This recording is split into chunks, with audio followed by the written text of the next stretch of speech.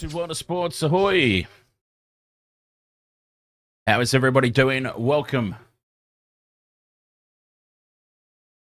As the Big Bash continues, the Hobart Hurricanes racing away out the front of the pack, in my opinion, looking to stay that way here against the Melbourne Renegades, who are fighting for their life. We've already seen this week the Perth Scorchers are gone skis. Their season looks like it's well and truly over. The Sydney Thunder looks like they're well and truly safe. So we've had our first team locked in and our first team knocked out. Will that continue here tonight? Well, it should do. The Hobart Hurricanes, a win here, all but guarantees their spot in the finals. And for the Melbourne Renegades, a loss, all but guarantees that this is where their journey will end. For BBL 14, the Hurricanes have won the toss and elected to field. And that hasn't always yielded results so far in 2025 we're in now, actually. Marcus Harris and Big Bad Josh Brown to open the batting. Hurricanes bowling first. With a game in hand over everybody else, that's the thing, that is the key. The Hurricanes can afford to lose this match. For the Renegades, non-negotiable. That said, I've still gone for the Hurricanes. I think they're just too good at the moment. Up the NRL, ahoy mate, and Matt Colkin, ahoy. Whoops, what have I done here? Just a couple of seconds away from the first ball, the Hurricanes winning the toss and electing to bowl. So they need to make sure they can keep it nice and tight, nice and early. And that's exactly what they do here with Riley Meredith. Bang on the money. Tommy Dawson. Ahoy. I can't believe that we are almost there. We are almost at the finish line. The finals are in sight.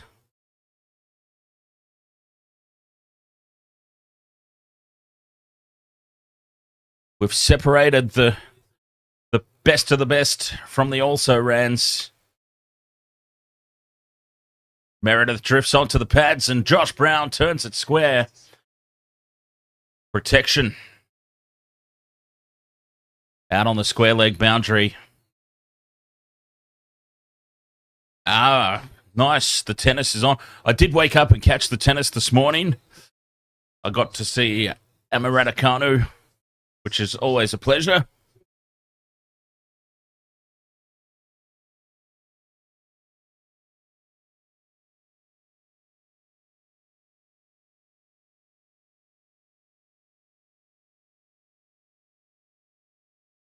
Same game multi in this one. I've gone for Josh Brown to hit a 6. And I'm backing Fraser McGurk for 20-plus runs. Oh, Harris just hangs the bat out. And he's very lucky to have not feathered an edge through here.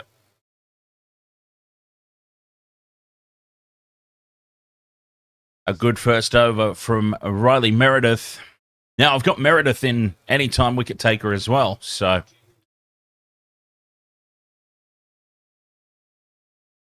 hopefully he doesn't spoil the party and get Josh Brown out early.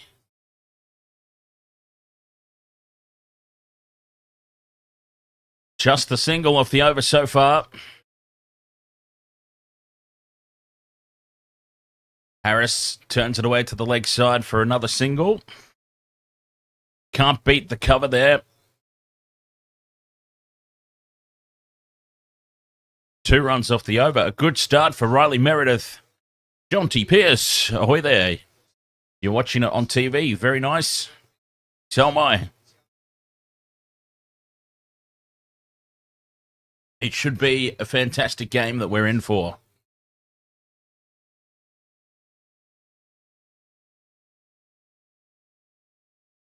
Hopefully. Every time I say that, it turns out to be very lopsided in the end, doesn't it? Meredith, a beautiful Yorker right on the toes. And Josh Brown can't get down on that. But it's drifting down the leg side. No threat of a wicket there. Ollie, welcome back, mate.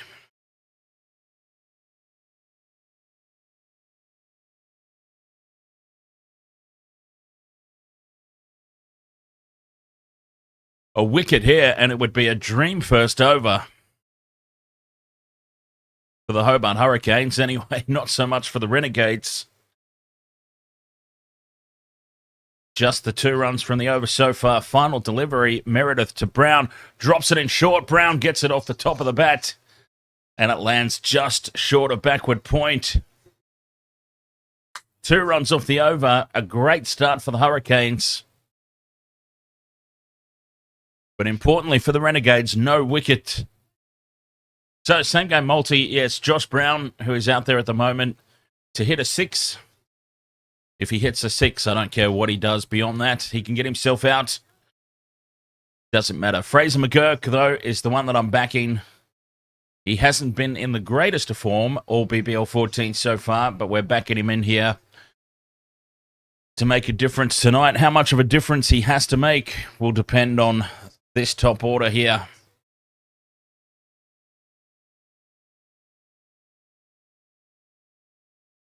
But maybe, just maybe, if Fraser McGurk can come in without all that much pressure on him, he could go on and get a rapid-fire 20. That's what we're hoping for anyway. Billy Stanlake to bowl the second over. Harris is able to just turn that off the hips and race through for a single.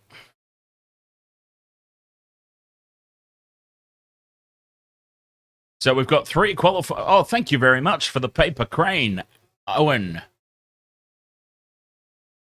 Cheers. Very kind of you. So we've got 3 qualifiers already. The Sydney Thunder have qualified. The Sixers have qualified. The Hurricanes, win, lose, or tie, they have qualified here. Outside edge dropped. Josh Brown's been dropped in the slips. That is a monster of a let-off. That was stock standard cricket 101 there. Stanlake pitches it right on middle stump with some shape away from the right-hander. A clean outside edge, straight to slip, and he's put it down. Oh, that is a massive, massive let-off. Josh Brown on 1. Hangs the bat out at this one. And luckily misses it completely. They're under the pump early here, the Renegades.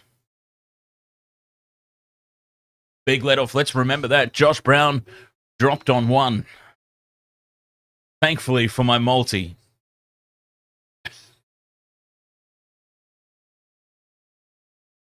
And a cap, Owen.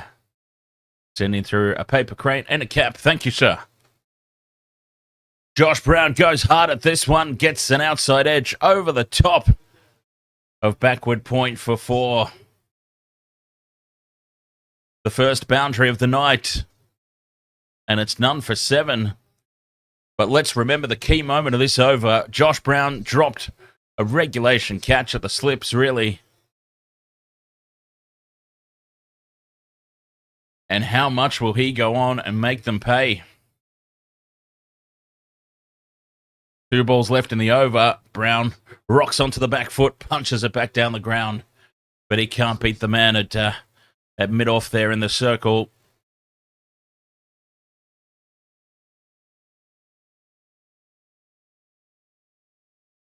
Big, big moment in the contest, that one. Josh Brown's the type of player, I mean, we saw it with the Brisbane Heat last year. He's more than capable of going on and getting a big century and taking the team on his shoulders. Fends this one back down the pitch, and they come through for a quick single to end the over. Will Main, ahoy. How are you tonight?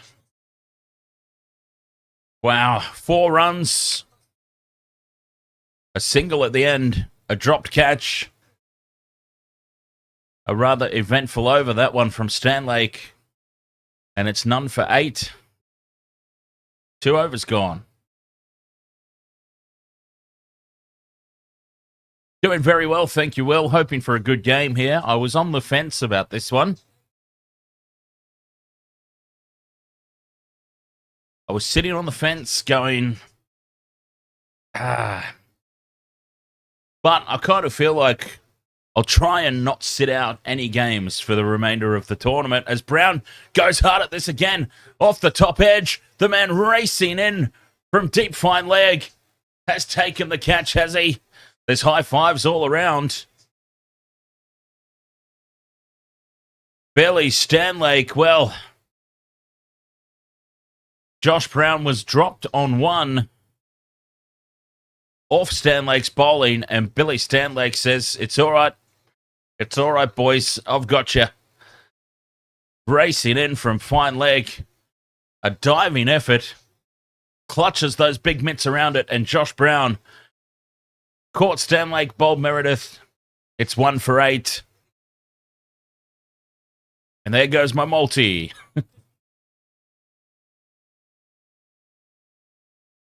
Again. We're doing some better beer tonight. Better beer.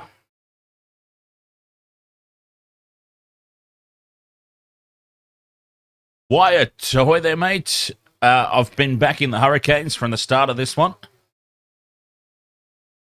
And they've backed that one up with an early breakthrough. A big breakthrough. Jake Fraser-McGurk. I've got a hope now for just one leg fail. Oh, Meredith did get a wicket on the plus side. Riley Meredith got a wicket, so there's a tick off that. And Stanlake has left the field. Well, there you go. Billy Stanlake takes the catch, diving forward, and he is now off the field.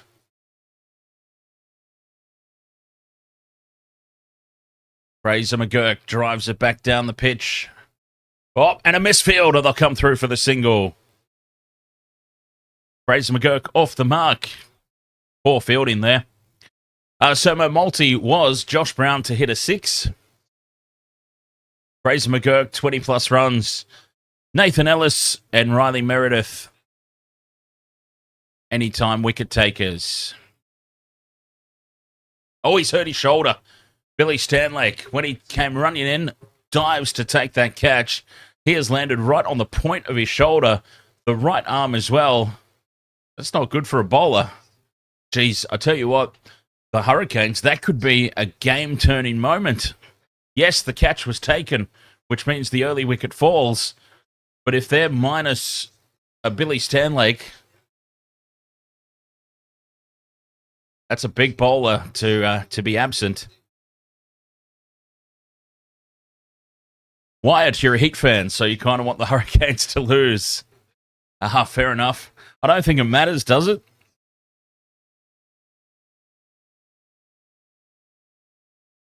I don't think it matters, really, for the Brisbane Heat. Everybody's fighting over 4th spot now, so pretty much Brisbane Heat just have to keep winning. Everyone's just got to keep winning.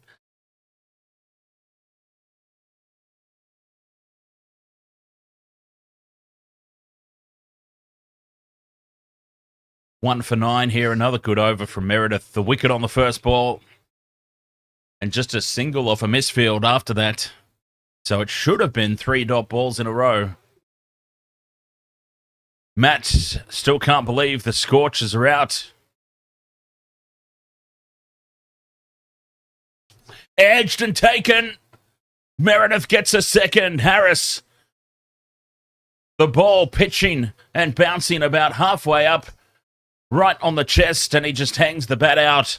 And a little feather through to the keeper. They're 2 down now for 9 runs.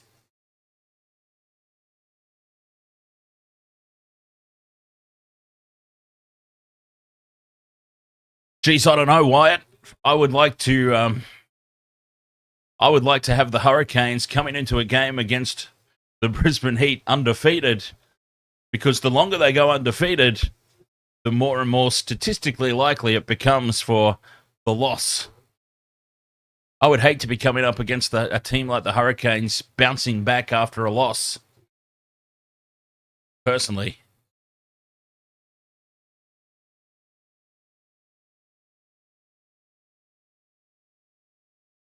Two for 9. It's been a fantastic start. This bowling has been on point. And we'll keep an eye on Billy Stanlake. Well, we won't personally keep an eye on Billy Stanlake, but we'll see if there's any update as Jacob Bethel out to the crease. The Red Knight 47. What do you think about Sixers, Hurricanes, Strikers, and Thunder to be top four?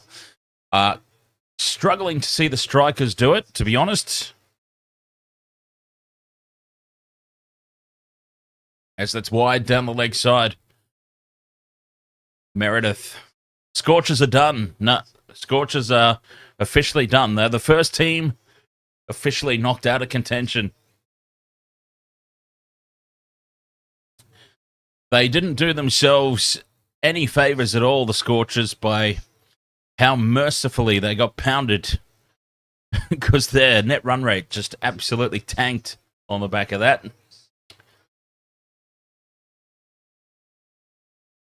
Bethel drives back down the ground, standing firm, punches it away, but very slow outfield. And David flicks it back. They'll come back for a third. Good cricket all around.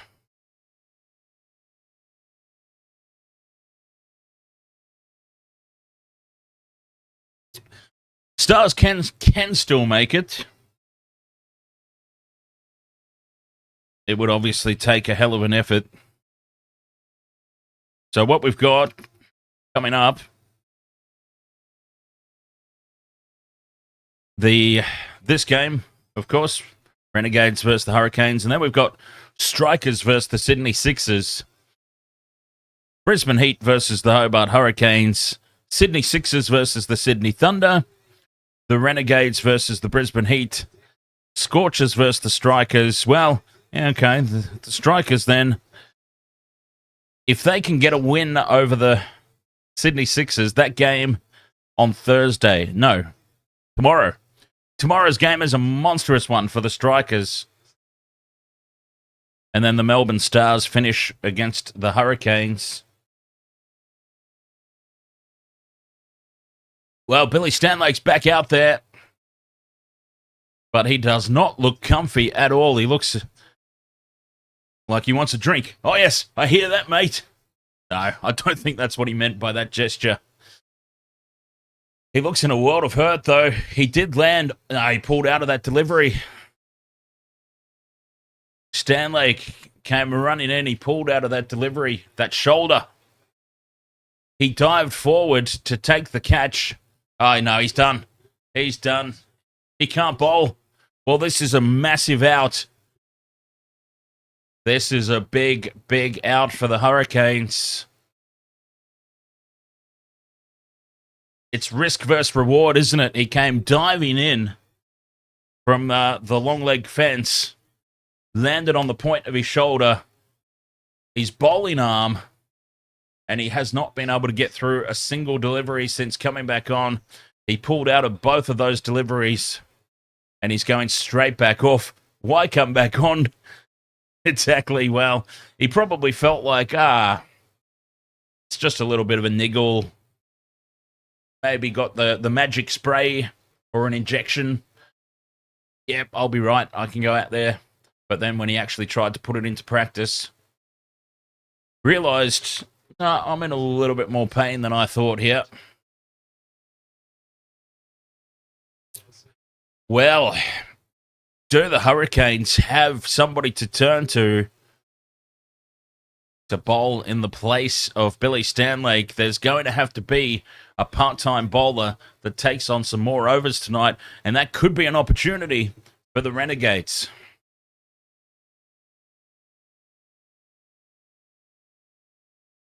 And for the Hurricanes, of course, you've got to hope that that is just a temporary little issue for Stanlake.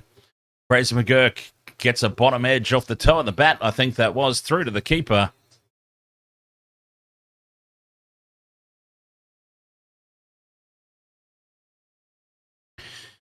Yeah, they would have already had Chaudhry factored in. He doesn't always bowl four, so they should be able to. They should be able to. What's the word? Share it out. They should be able to find a way to pinch an extra over or two to cover. But they're also without Chris Jordan, of course. Chris Jordan was very, very solid for 4 overs in the middle of the order, or the middle of the innings, I should say. So, geez, Chris Jordan gone, and Billy Stanlake now not taking part in the rest of this game. Chicken nuggets, ahoy, mate. I had some chicken nuggets last night. You know what? People need to stop having food as their username. I finish the streams and I go and order Uber Eats. Ellis, 3 balls, 3 runs from the over. Fraser McGurk rocks onto the back foot. Drills it out to deep point. They'll come back for a second or a third.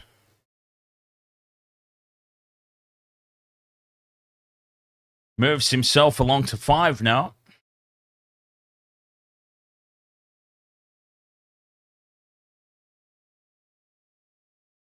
Two for 18, 3.4 gone. Yeah, so the Renegades, Hurricanes, sorry, already down a bowler. Fraser McGurk opens the face, fends away to the offside, through for a quick single.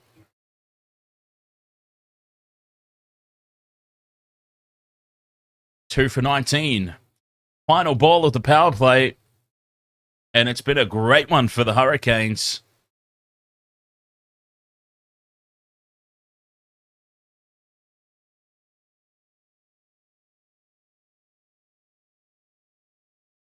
That's what I'm thinking, Wyatt. I had in my multi, I had Josh Brown to hit a 6. That's gone. Fraser McGurk to get 20 plus. Ellis and Meredith, the wicket takers. And they come through for a quick single to end the power play at 2 for 20. Fantastic opening 4 overs for the home side, the Hobart Hurricanes. Just in case, ahoy, mate.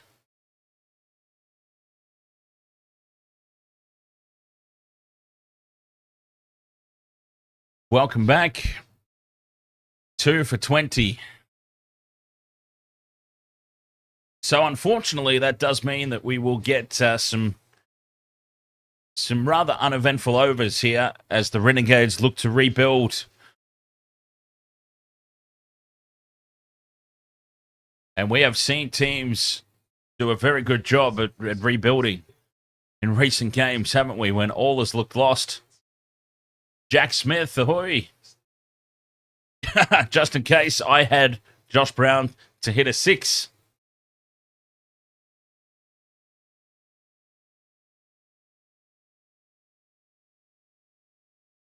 But I also had Riley Meredith to take a wicket. So it's kind of like, yay, I got one leg right at least. But at what cost? The other leg. Hatzelglue on to bowl. They're turning to spin immediately. Well, Hatzelglue, he'll definitely get 4 overs tonight. Bethel down on the knee. Drills this back down the ground to long on, for a single. So we'll see some slow going for the next few overs. Taking ones, pushing for a 2 here or there. Punish the bad balls. Try and maintain their wickets up until the 10th over, where they can start considering the power surge. Matt Colkin, Alex the Demon, takes the first set 6-1. Fraser McGurk. There are big gaps there on the leg side. He's picked out the fielder along the ground, though. So, dot ball.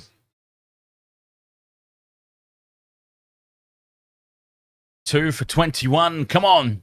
We need a single.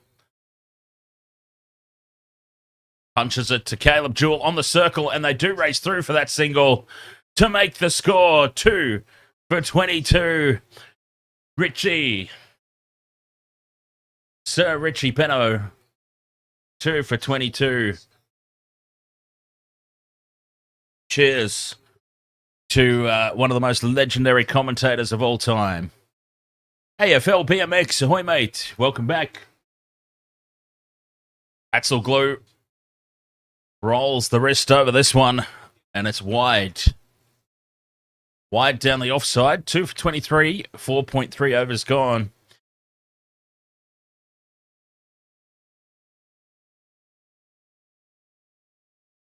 Bethel backs away from it, looks to cut, fine. Comes up with nothing but air. Better delivery, that one, from Hatzelglue.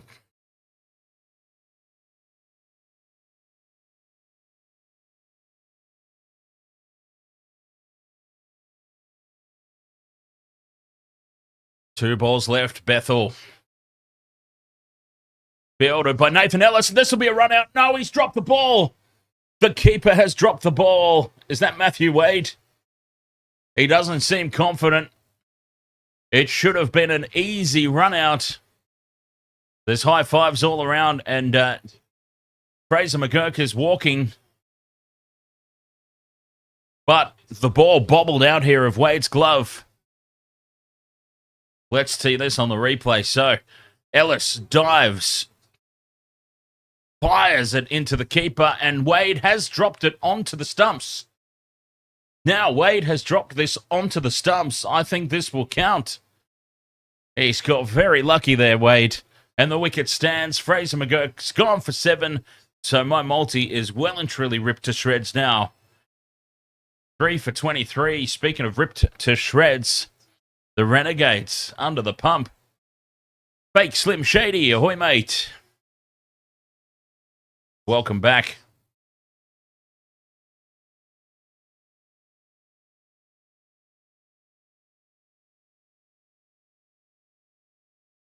Oh, just in case, tell me about it, mate.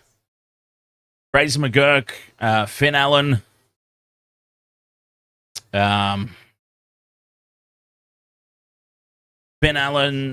who else has been really disappointing? Colin Munro.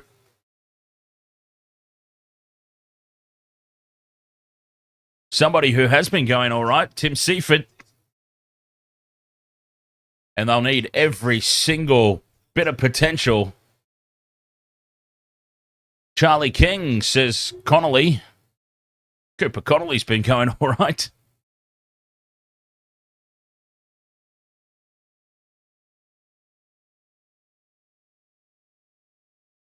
James saying JFM on 7, look out, he might crack the Big Ten. Well, he didn't, did he? That was some poor running. We have seen some shocking running between the wickets. And I've got to say that that one's up there as well. A little bit of luck there for Matthew Wade. Bobbling the ball.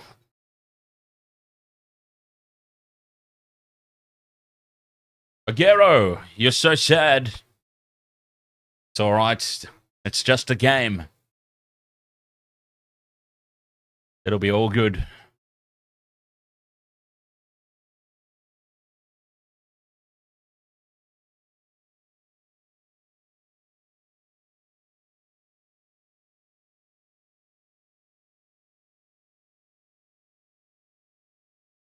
Three for 23. Asa Gray says, I don't understand how one team is so shit.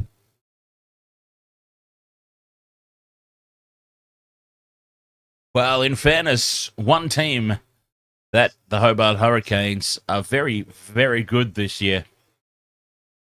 They are going to be very hard to beat.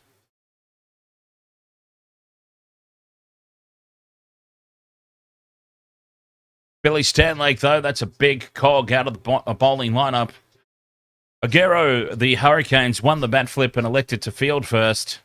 And they are taking full advantage of the conditions out there as Bethel places this to perfection. There is a very, very narrow gap between short man and third man fence. And he has found that line, that gap through to perfection. Laser sight accurate for a much needed boundary.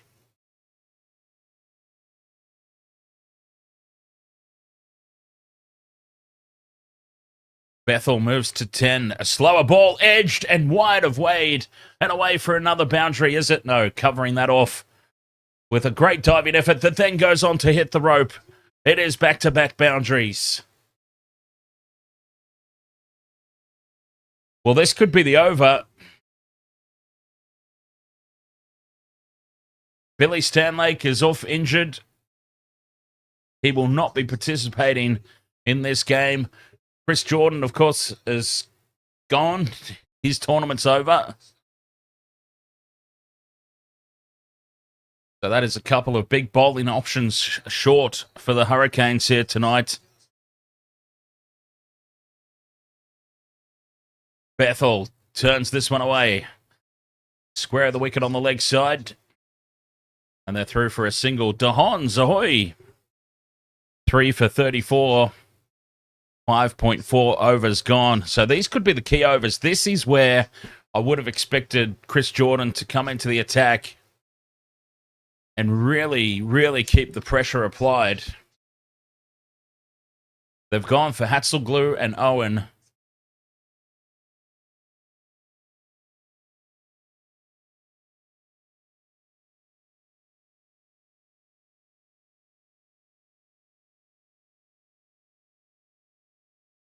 Oh, dear. Somebody, they just showed a replay of that run out again. Somebody needed to take the lead there. Somebody needed to take the lead. No communication at all. And a dot ball to finish. A good one for the Renegades. 10 off it. It's 3 for 34. 6 overs gone. DeHons says that now the Scorchers are done, you're wanting the Stars to make it. You love Stoinis and Maxwell, and I love the story. I love the story. We've been talking about it on the streams, haven't we? The underdog story. How good would it be for them to be bottom of the table without a win, looking completely hopeless, suddenly find their form, and sneak into the finals? It'd be a fantastic underdog story. Simon, number one goat. Ahoy there, mate. Welcome back. Simon says, go Canes. Tim David into bowl. So what we're going to see here, Billy Stanlake out injured. Hurt himself taking that catch early in the contest. So we are going to see Billy Stanlake's remaining 3 overs get shared between a couple of bowlers that we wouldn't normally see come in and bowl. Certainly not this early on in the piece anyway. It'll be an opportunity for the Renegades here to push on and try and wrestle back some momentum.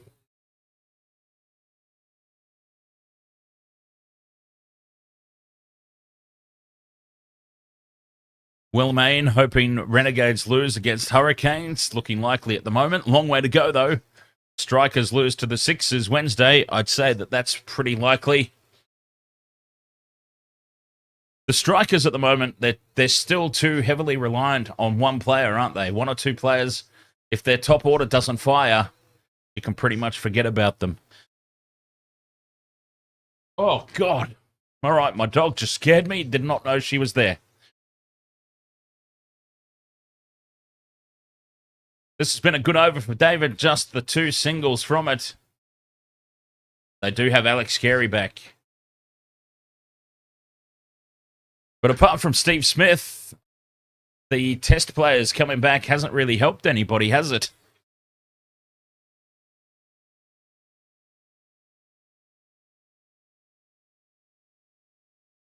Ah, gotcha.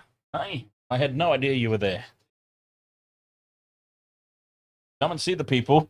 Hey, see the people. Yeah, all right. Back to whatever it was you were doing over there.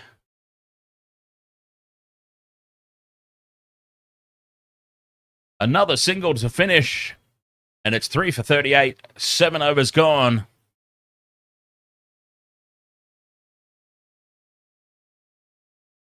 Yes, they count on Chris Lynn and Matt Short too much. Exactly right. Ah, that's what we were talking about. Yeah, So Steve Smith, you know, Constas did all right the other night, but his first time back, no good. Bo Webster didn't do much.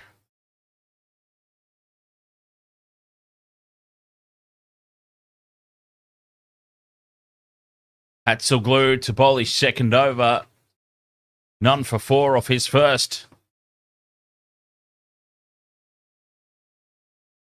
Pushed down the ground from Seifert. Just a single. Out to long on.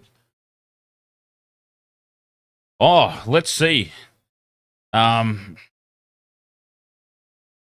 right. Did my girl Lizette Cabrera win in the doubles?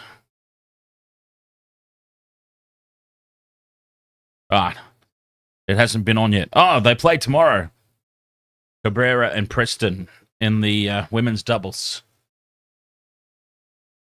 Bethel cuts it away. Through for a quick single.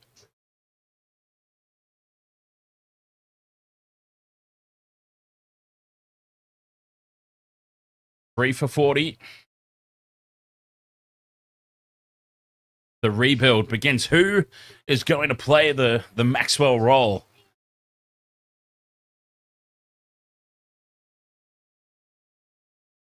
We'll call it the Glenn Maxwell role. Who's going to play it here for the Renegades? Seifert and Bethel, this is a big partnership. If the Hurricanes can keep the foot on the throat and knock through this one.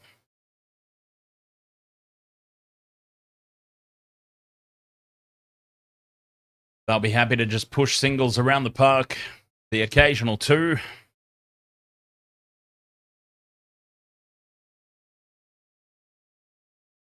Oh, much bad luck with Stanley going down. With Chris Jordan already, whether he's gone back home or on to play another tournament, Chris Jordan was already a big enough absence and had already somewhat weakened the bowling attack. So to lose, but at least that they expected to lose Chris Jordan, though. Obviously, they knew he was going home at some point. Losing Billy Stanlake during the match, you can't plan for that. You cannot plan for that sort of thing. But to have essentially 2 bowlers out of the attack, incredible. We'll see if they can eke out some overs, some extra overs from a Tim David or a Mitch Owen. They should be right. 3 for 43, end of the 8th over. As the Renegades rebuild continues. Seifert and Bethel. A lot rides on their shoulders.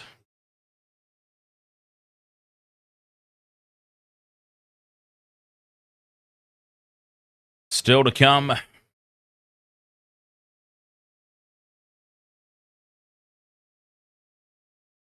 Oh, Thursday in the doubles. Nice. I'll be tuning in for that one. God, I might even fly down for it. Oh, that'd be a waste of money, wouldn't it? Flying down for one match. Oh, that's what I was looking up. Who's coming in next? The batsman remaining for the Renegades.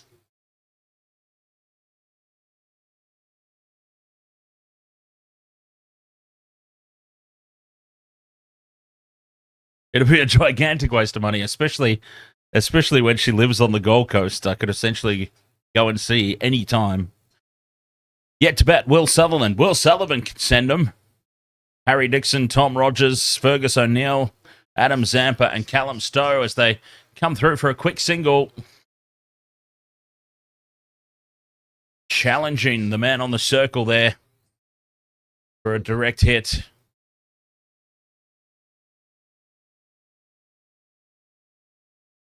Chaudhry floats this one up. Seifert punches back down the ground. A single to long off.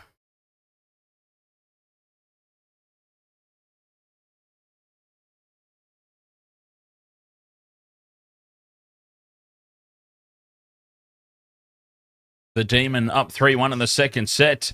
Bethel goes for the reverse. A reverse slog sweep. Doesn't get hold of it at all. Cuts this one away. Didn't get all of it. It just dribbles out to the circle for another single. 4 runs from it. It's 3 for 47. 9 overs gone.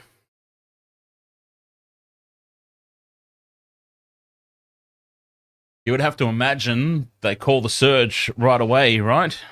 I mean, I always seem to be wrong about that.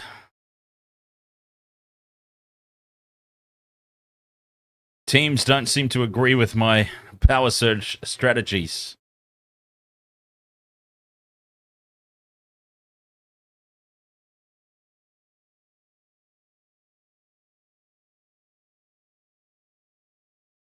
As a Gray just wants the footy back. Oh, yes. Tell me about it. I reckon NRL 2025. Oh, you might be talking about Aussie rules when you say footy. I probably should clarify before I start bollocksing on about the NRL. Tim David into bowl, and it's wide down the leg side.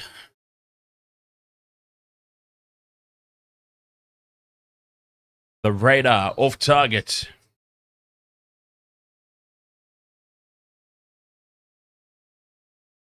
Over adjusts and puts it right in the slot for Bethel.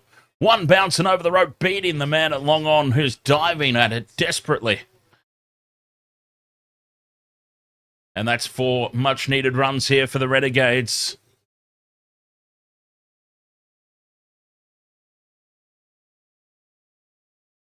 Well, they are not out of this. We have seen time and time again teams rebuilding, setting a score. As Bethel sweeps, it just loops up behind Matthew Wade and they're through for a single. And now Tim David lands on the ball. Oh, don't tell me he's hurt himself now. Jeez. They can't afford to lose another one, the Hurricanes.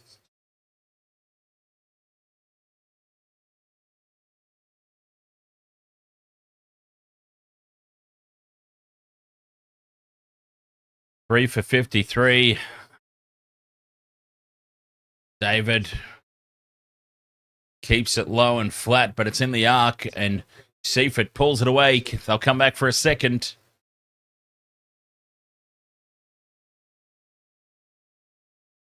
So we've seen rebuilding successfully throughout the course of 2025 so far. These two are looking okay. They're looking comfortable. They've obviously got to get a move along at some point, but if they stay out there, 10 runs off this over so far. A wide, a boundary, a leg by, and 2 twos. They call the power surge, you would think. 3 for 57. Let's see if they do. Seifert gets a short ball. He rocks onto the back foot and pulls this one over mid-wicket for 6. He has dealt with that. And this is it. Tim David. Well, we know Tim David does bowl. But these are overs you wouldn't necessarily be planning on. Billy Stanlake going off injured has completely restructured this bowling plan. And they have taken David for a big, big over. None for 20 off his 2. 10 overs gone now. Do they call the surge? Or do they see it out for another few overs?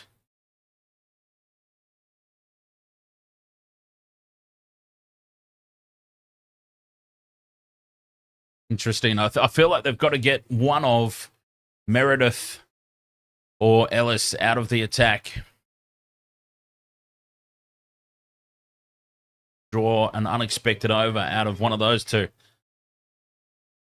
There's excitement in the chat room. As a Gray, yes, come on. Aguero, let's go. 3 for 64, 10 overs gone. The Renegades, as we've seen every single time, it looks like the batting team is down and out. If you can just set a score, some sort of respectable score to bowl at.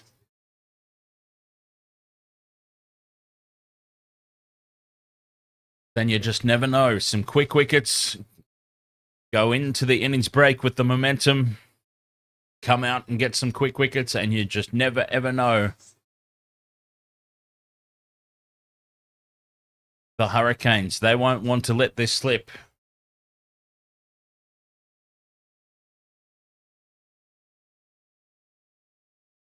Josh Brown out for 6, letting us down. Fraser McGurk letting us down.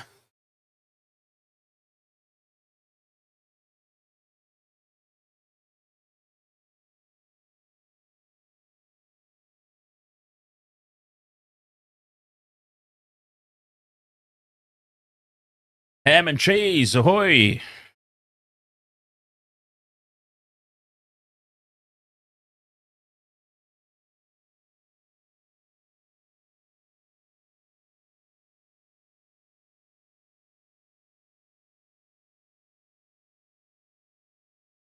Chowdhury back into the bowling attack.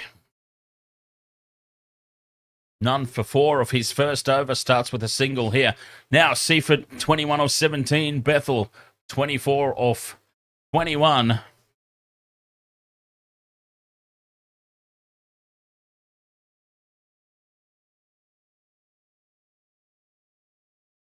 Full ball, Chaudhry. Punched away to the offside for a single. These two are doing the job well at the moment, Seaford and Bethel.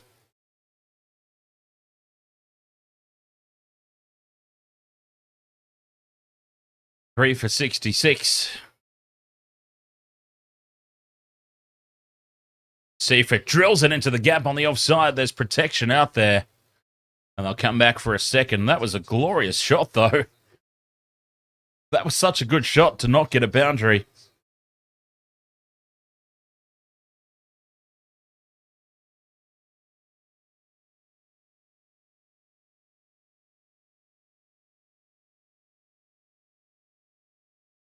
Driven back to the bowler, Chaudhry. Defends it well. Diving on the pitch, stopping what would have been a almost certain boundary.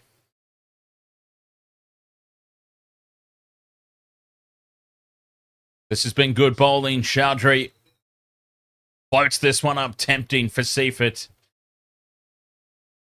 Out to deep point for a single to finish. None for 9 for Chaudhry. Of his 2 overs so far, 3 for 69. 11 overs gone. Oh, when did they call the surge? I would have called it straight away. Maybe they call the surge in over 13. They could just be seeing the spinners off.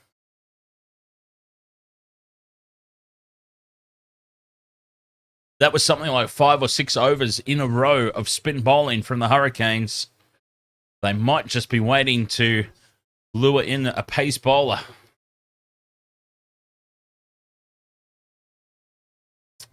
Gurpreet G, ahoy mate, welcome back. Chaudhry is from your hometown back in India. Very nice.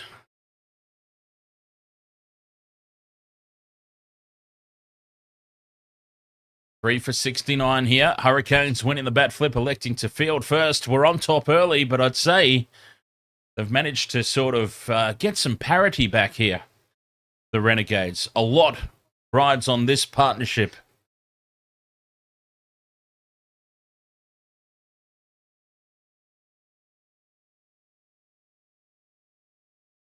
There is a lot riding on this partnership right now. Seaford, 24 of 22. Bethel, 25 off same. Seaford goes hard at this one, gets the top edge. And the catch is taken at backward point on the circle. Should have taken the power surge. How many times do we say it? Teams just leave it 1 or 2 overs too late. And a wicket falls. Mitch Owen with the breakthrough. That's a biggie. That is a biggin. chest height. Right on the circle there at backward point. And it's 4 for 69. Seifert rocks his head back in frustration.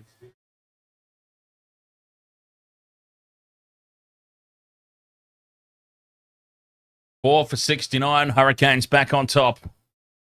That was a biggie. That was a big one. They've thrown that away.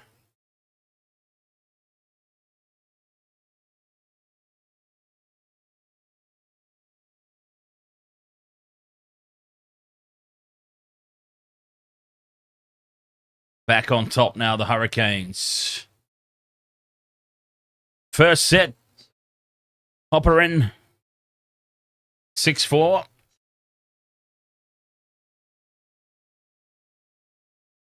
And the Demon, 3-3 in the second set after taking the first set, if memory serves me correctly. This is cool. This is like Wasted Water Sports goes around the grounds in the chat room to our correspondent, Matt. What have you got for us, Matt? I like it. The Demon, 3-all in the second set. A wicket maiden so far for Owen. 4 for 69 here. The Renegades, just when it was looking likely that they were rebuilding, they've gone and thrown a wicket away. Sutherland fends this down. They take a quick run. 4 for 70. Well run in the end.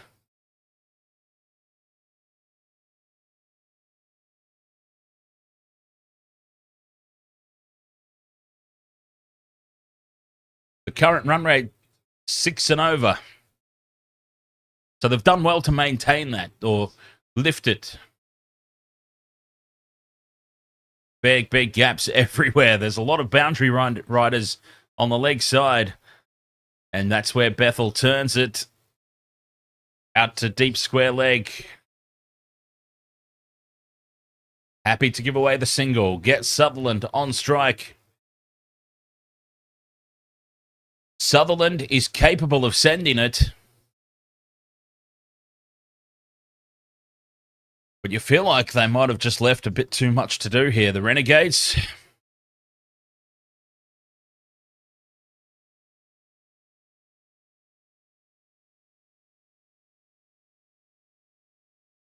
Final ball of the over. Sutherland just fends it off the hip. Drops it into the gap. Thinking about a second. They settle for just the single. A good over that one from Owen. 4 for 72. Check sports bet, hey? Matt asks if Sister Annabelle will... Sister Annabelle got booted out of the attack while 3 no balls in the over. Check sports bet. Okay. I would have to say, surely the Hurricanes are short-priced favourites. The Renegades did well to fight back to some resemblance of parity there for a moment. But yes, the Hobart Hurricanes are now paying $1.33, and the Renegades have drifted out to $3.25.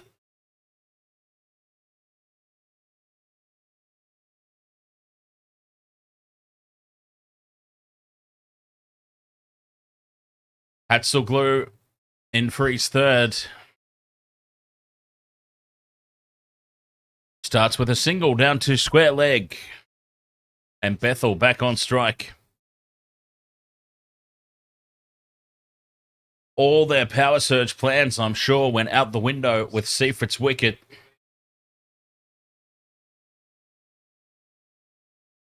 I reckon they were certainly considering calling it.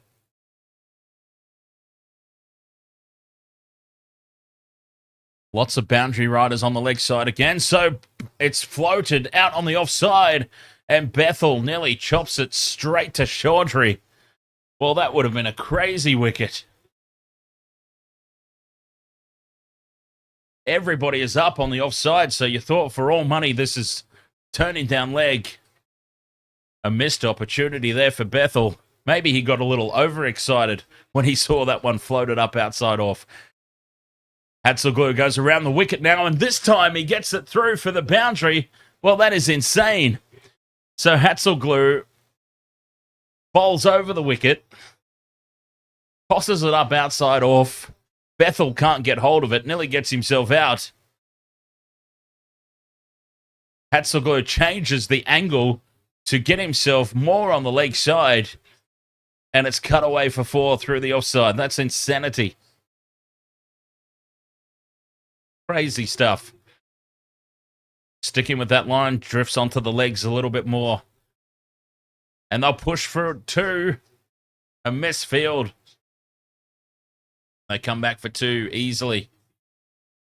Well, these are the little things for the Hurricanes. They've got to get these little things out of the system before finals time. I mean, how important in a big game could a moment like that little bobble in the outfield? A 1 turns into an easy 2. Here's a chance of a run out.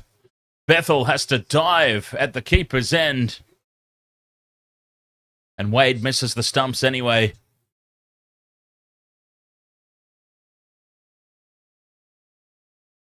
Bethel doing well at the moment here. Getting the ones, turning some ones into 2s. Final ball here for Hatzelglue in his 3rd over. Been a good one for the Renegades. Floats it up. Bethel opens the face and finds Chaudhry on the circle. Just a single to finish. 13 overs gone. It's 4 for 82. The Renegades. 6.31 and over.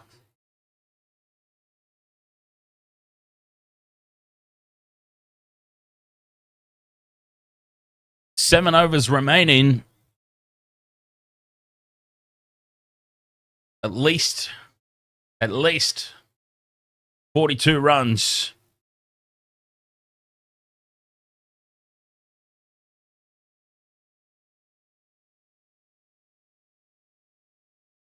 Chaudhry in to bowl his 3rd. None for 9 so far. He's going well. Wide outside off, cut away. But they do have protection out there at deep backward point, just the 1 run.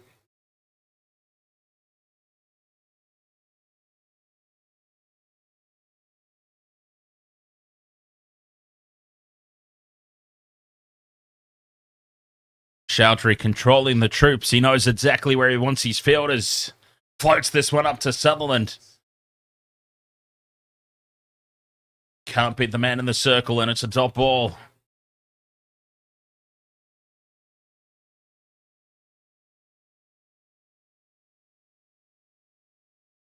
Straighter, fuller delivery, and it beats everybody. Off the gloves of Wade and racing away, but it'll be fielded before the fence. They come back for 2 byes. Well bowled, Chaudhry. He floated that last one up there, and this time he tossed it in. Straight and fast. Beautiful bowling.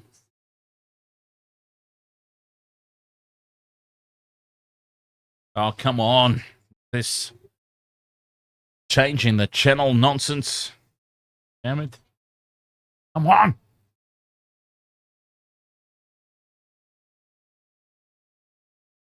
Ham and cheese, did your image get deleted? Which image is that, mate? I haven't deleted anything.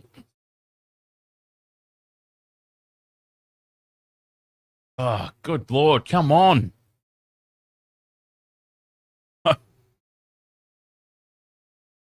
Trying to... All right, I've got to reset the TV. Aguero says Bethel gets 50, yes or no. He's looking the goods at the moment, but I don't want to jinx it. He's moved to 40, so he should be able to see it through from here. We asked who was going to play the Maxwell role. It could be Bethel.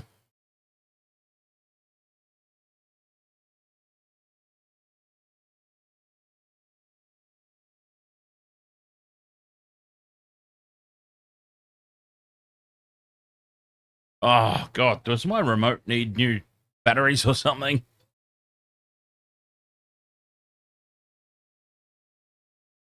Oh, maybe it does. Maybe it actually does. I can't seem to change the channel at the moment.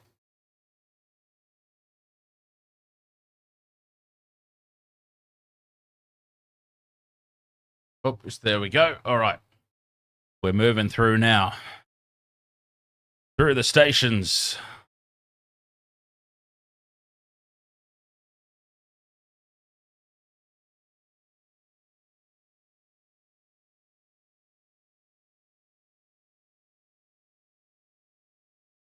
Good Lord, this is painful. Honestly, the Channel 7 owns all these stations. Just put it on one station and stick with it. I am going to send a massive, massive letter of complaint. They have created this issue for me. And we might have even missed a power surge being called. Actually, I think my remote needs new batteries. Hang on, bear with me. I think the TV remote probably needs new batteries because nothing's responding at the moment. I can't even turn it back on.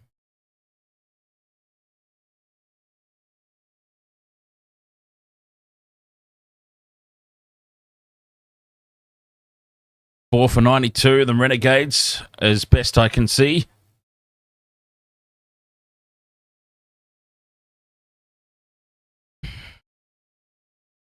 And yes, it is officially the batteries in my remote.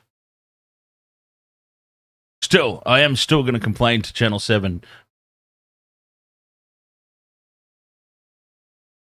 Unacceptable. Why isn't Ellis bowling? They are the only thing that I can think of is that they'd be holding him for the back end.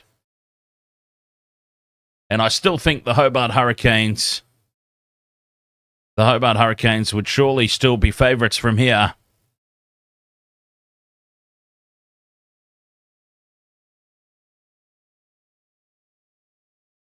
I've ended up on the tennis. We did get a nice little unexpected tennis update there. All right. Flagtons says you hope it's the Renegades because you go for them. Well, that makes total sense. That makes complete and total sense. I go for the Brisbane Heat. Jack, ahoy there. All right, we're almost there. This goddamn changing channel nonsense has got to stop. Hatzelglue bowling himself out here, and his final ball is swept away for four. Bethel is on fire.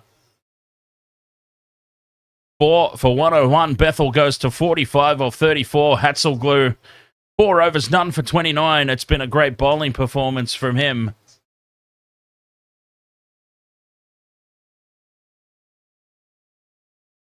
Up the heat, yes. J-Dog and Josh up the heat. 4 for 101, 15 overs gone. I cannot believe how long that took to change the channel. Unbelievable. I am going to send a serious letter of complaint to Channel 7. Just put it on one channel and keep it there. But anyway.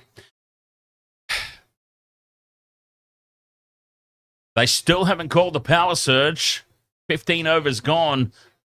Surely they're not leaving it for the very end. Ellis back into the attack. Ellis to Sutherland. Sutherland chops it down to long on, thinking about a second, and they race back for a second, taking on the throw. It is a direct hit from the fence, but safely home, and a well run too.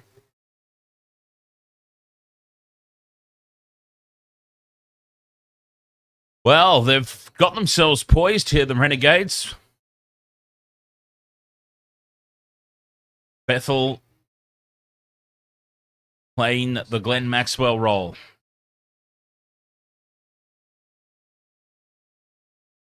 Ellis to Sutherland. Sutherland looking more than capable at the moment of supporting. Uppishly played as he cuts this away on the offside. One bounce in front of Meredith. And a dot ball.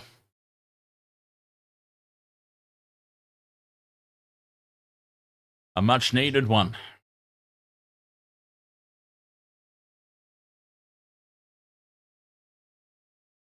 We'll keep an eye on the odds here with Sportsbet. I'm so curious. I feel like the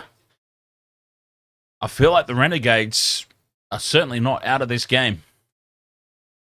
Sutherland punches to the offside for one. Taking on the throw.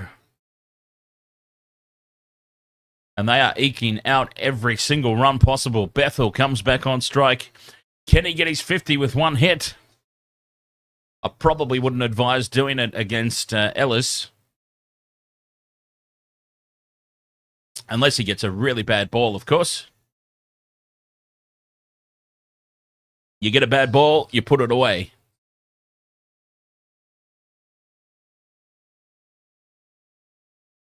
Ellis to Bethel. Oh, he thought about going for it. Pulls out of that shot. Well bowled from Ellis. A dot ball.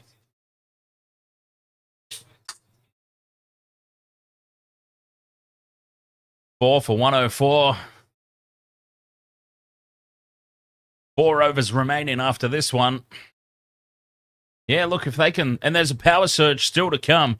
The power surge holds the key for the Renegades now. They could still end up with a 150, 160 scoreline if those surge overs go well. Wide down the leg side. Was there a little tickle on this? Bethel, there was movement, shape away. It's given not out on the field.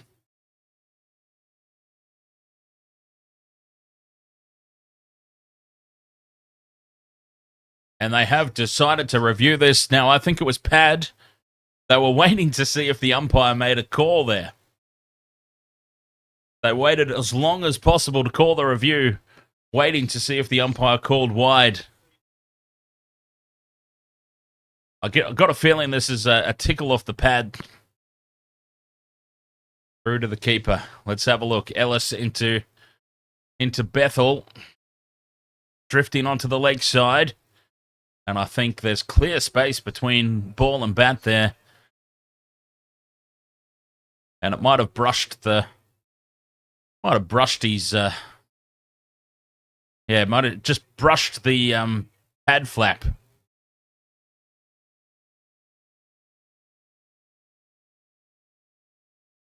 There we go. Off the leg and through to the keeper. Review burned. But it was worth having a look at, because Bethel, before a power surge, would have been a big wicket.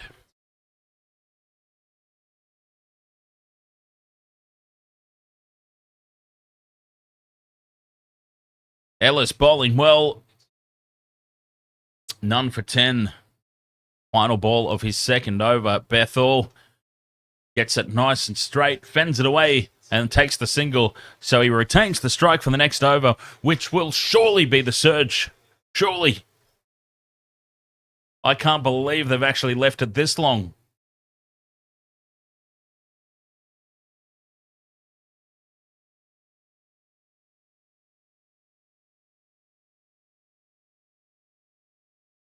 Yeah, I can't believe they've left it this long.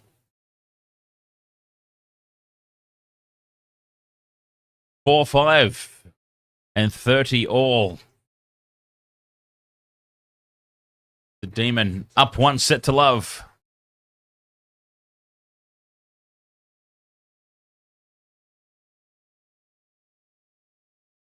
Playing the Glenn Maxwell role.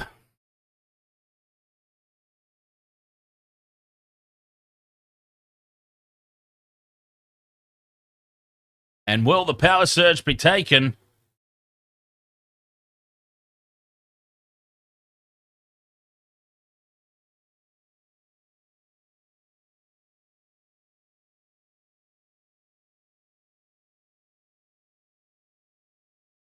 A lot of discussion.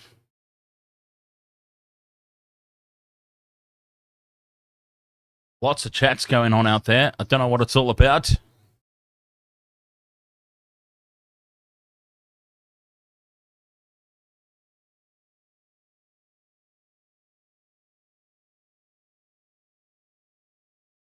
And the power surge has been called. Finally.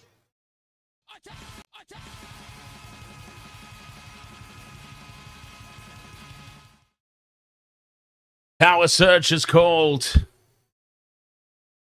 Now these are critical overs, to state the obvious.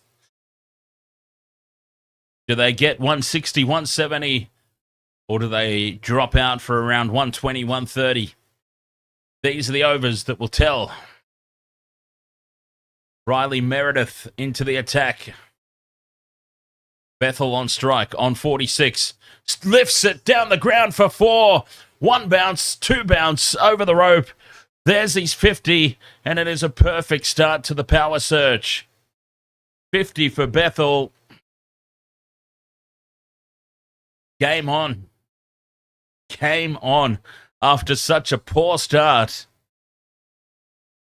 this game is well and truly back on.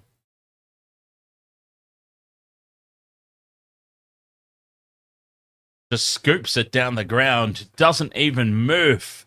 Knows that that's 4 straight away. And pressure immediately goes onto the bowling team. A fuller ball. Turned away for a single. Good response there from Meredith. 4 for 110. Jeez. Well, Sutherland, we were talking about Sutherland, and he's a capable batsman. I probably would have wanted Bethel to retain a majority of the strike, especially this early in the over. Sutherland, though, he's got a free single down to long on. Long on is right back on the fence.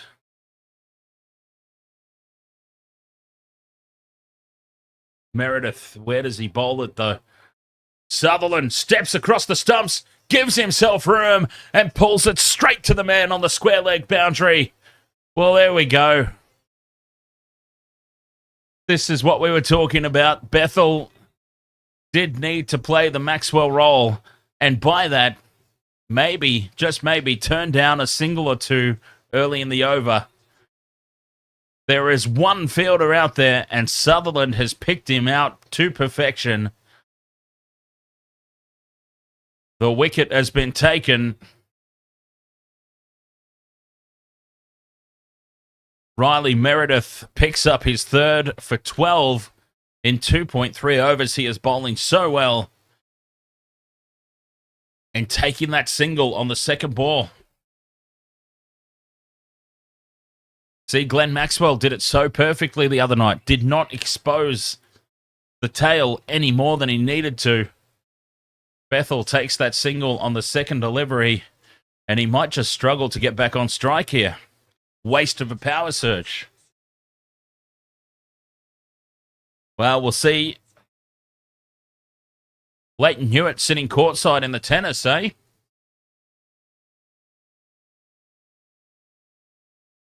Harry Dixon out to bat. 5 for 110. Meredith bowling extremely well. And Dixon punches it down to the ground to mid-off, and they race through for the single. They take the chance.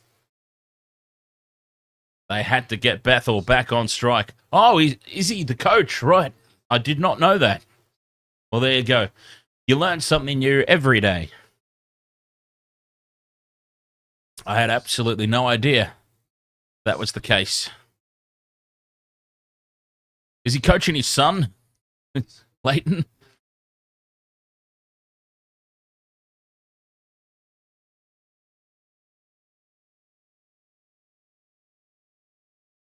Two balls left here.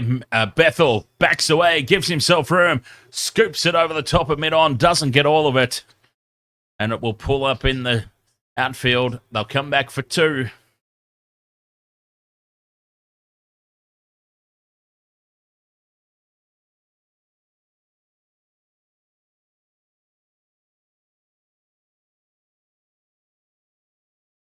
Oh, so by the way, when you say courtside, you mean he's literally sitting courtside. He's not up in a coach's box somewhere. Interesting. Doing the Ricky Stewart. Drifting onto the pads, Bethel is able to turn it away for a single. And it's 5 for 114. 17 overs gone. One power surge over remains.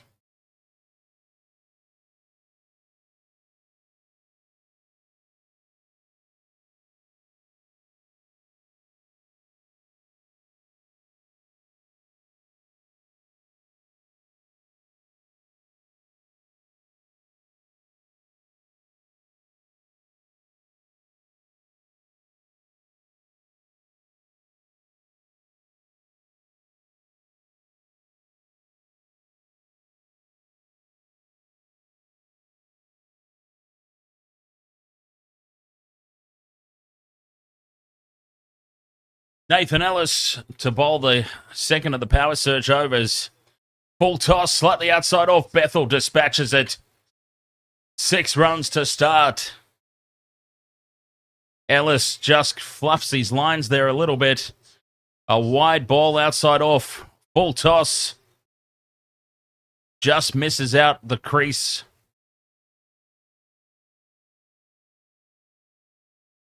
Six to start. Pressure immediately on the bowling team again. 5 for 120. And they are going to have a score to bowl at here.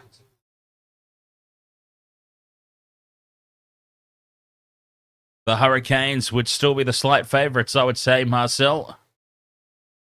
But Bethel's going to do something about it. This is a big one. Well over the fence. Back-to-back sixes. Bethel is going to have a thing or two to say about my statement.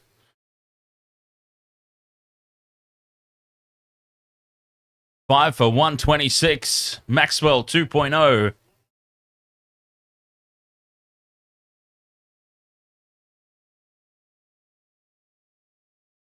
Poor Nathan Ellis right now is just like, can I have somebody in the crowd? Thanks.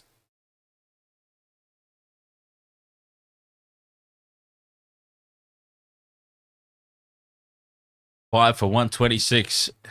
Ellis, wide, outside off. They come through for a single. Well, I don't know why you would. Bethel, why would you take yourself off strike? They've come through for a single. And this brings Dixon on strike, and the Hurricanes will not mind that one bit.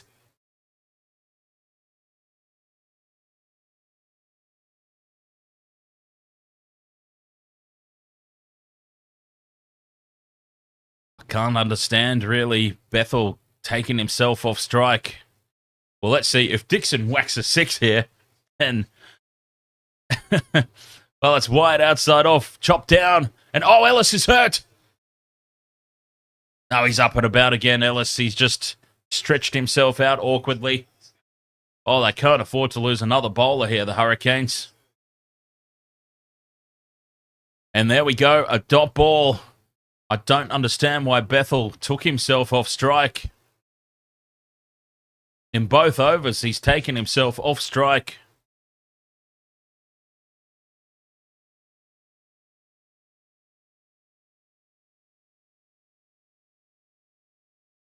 Of course, if the Renegades go on and win by 1 run, they'll point to those singles. Bangs this one in short. Dixon hooks this away, slightly off the top edge, and the man plants himself under it on the fence and takes the catch. And I don't understand it. Bethel is the key batsman in the power surge here, and twice he has taken himself off strike, exposed the batsman down the other end. And another wicket. Surely Bethel needed to retain a majority of these balls.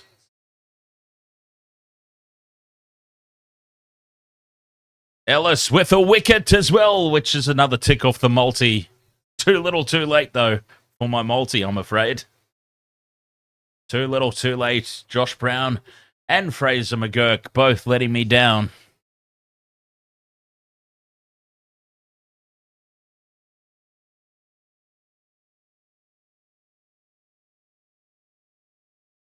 The Demons serving for the set.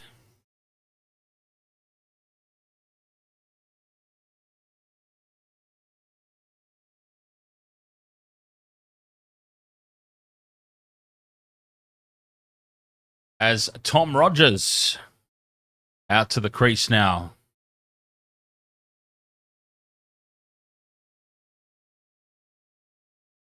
Six for 127.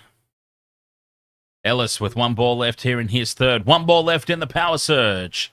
Wide outside off, punch down the ground for one.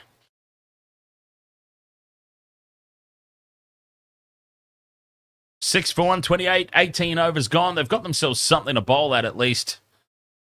But I just get the feeling it could have been so much more. Bethel. Why, oh, why? Why, oh, why, Bethel? Did he take himself off a strike?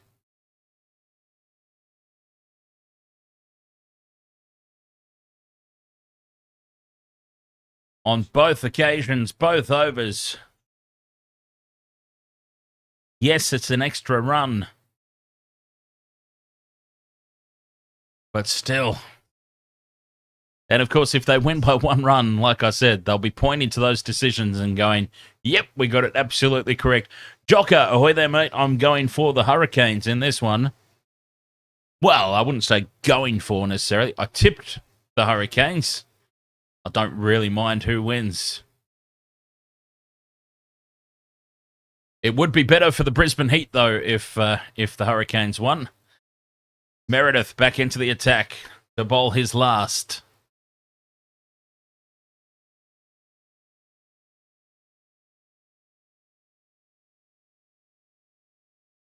The Demons not happy with the tennis ball.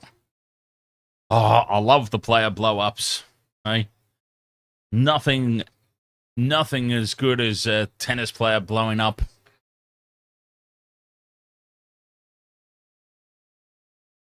Single off the first ball, and it brings Bethel back on strike. Key here for the Renegades. Meredith, a slower ball right in the slot. Bethel gets every single piece of that and pulls it away over square leg for six. And again, I ask the question, this man took a single early in the overs to get himself off strike in the power surges. Well, he doesn't need the surge when he hits him that far, does he? 6 for 135.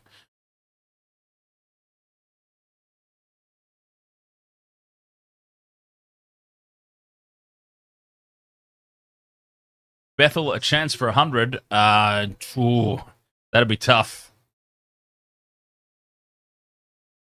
Goes again, Bethel, and he gets all of it again.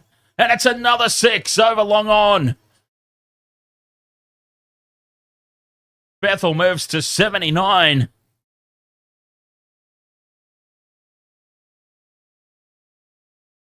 Here come the Renegades. Well, here comes Bethel anyway.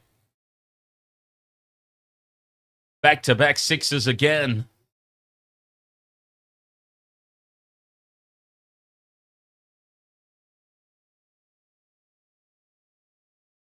He got every single piece of that. Meredith, what does he do now? Bangs it in short. Bethel chops it over the offside. One bounce and over the rope for 4. Well, this is glorious batting. This is incredible batting. Enter Jacob Bethel.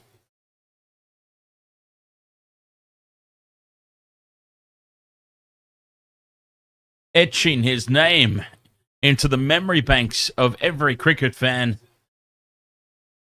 for our 6 for 145.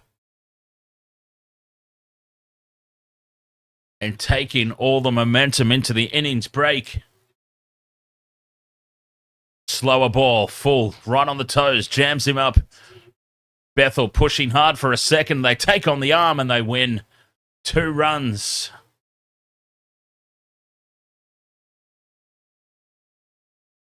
Bethel moves to 85. The 100 is on. The 100 is on. 6 for 147. Smiley, 24. What do I reckon about the Perth Scorchers? Disappointing. A very, very disappointing year. Last ball of the over. Bethel Jams it off his toes for one. He'll retain the strike. 6 for 148. Bethel moves to 86.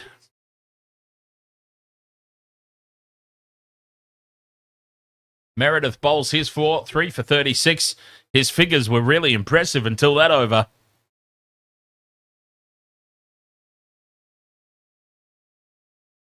And the Renegades, well, let's suss out what's happening with the odds. Remember, the odds, the Renegades had blown out to $3.50 or thereabouts. And I can tell you that the Renegades have come back in now to $2.20, and the Hurricanes are drifting to $1.65 as this game really tightens up. And chasing down this target is not going to be easy. Ellis to bowl the last over. Well,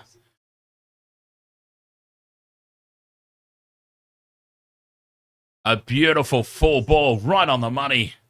Bethel wants two. They push hard for the second. They throw to his end. Direct hit, and he's on his way. What a rocket of an arm. And Bethel goes. They had to come back for the second, really. 87 runs off 50 balls. The 7th wicket falls. But he has done a job and a half here tonight, Bethel. They had to push hard for the second. There was no point Bethel being there at the non-strikers end.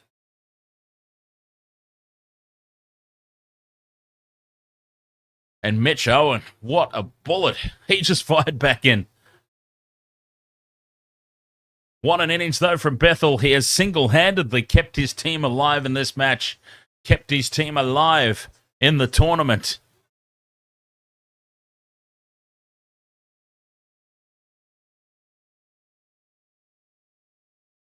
And they've got themselves a score to bowl at. It is game on here. A couple of quick wickets to start the run chase. As Fergus O'Neill out to the crease. 36 runs in his career, a highest score of 12. Ellis. A slower ball scooped up in the air and down the ground for a single. Well, do they push for two? No, they take the one. Matt Colkin says the Demons 7-5 in the second set. There you go. 2 sets to love up. Daniel, who was the Renegades' best scorer? Who I think the question's more like, who was the Renegades' only scorer? No, that's not true. But yeah, Bethel, hands down, easy top scorer for the Renegades. Single-handedly got over half the runs at the moment. As it stands, 7 for 151. Bethel got, at what, 85?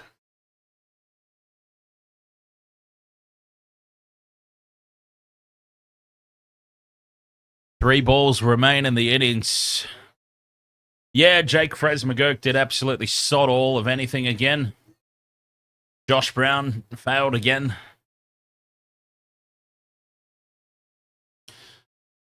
O'Neill chops hard at this outside off stump.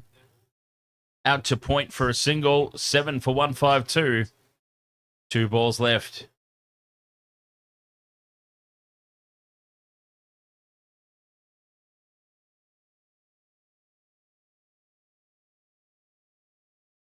Aman, ahoy there, mate. I've gone for the Hobart Hurricanes in this one. But my team are the Brisbane Heat. Ellis with 2 balls left. Charging in. Driven down the ground. Rogers lifts it. But doesn't get all of it. And they'll come back for a second.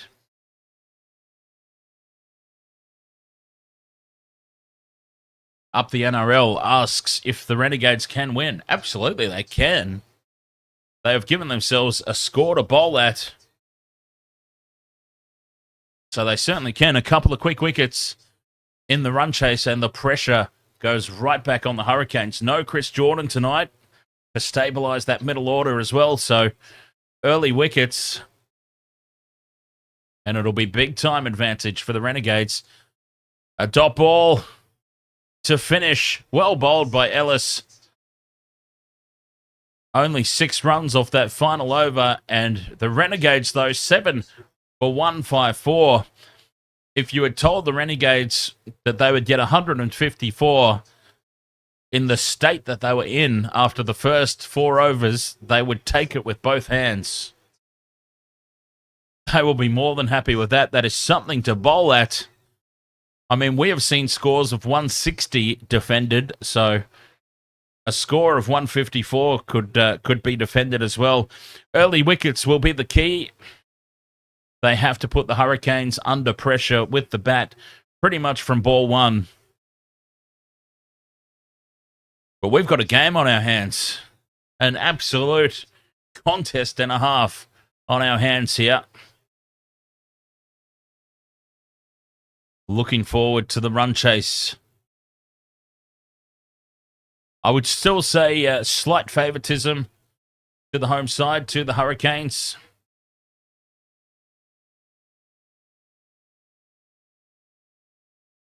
But a couple of early wickets, and you just never, ever know. It's going to be a great run chase, nonetheless.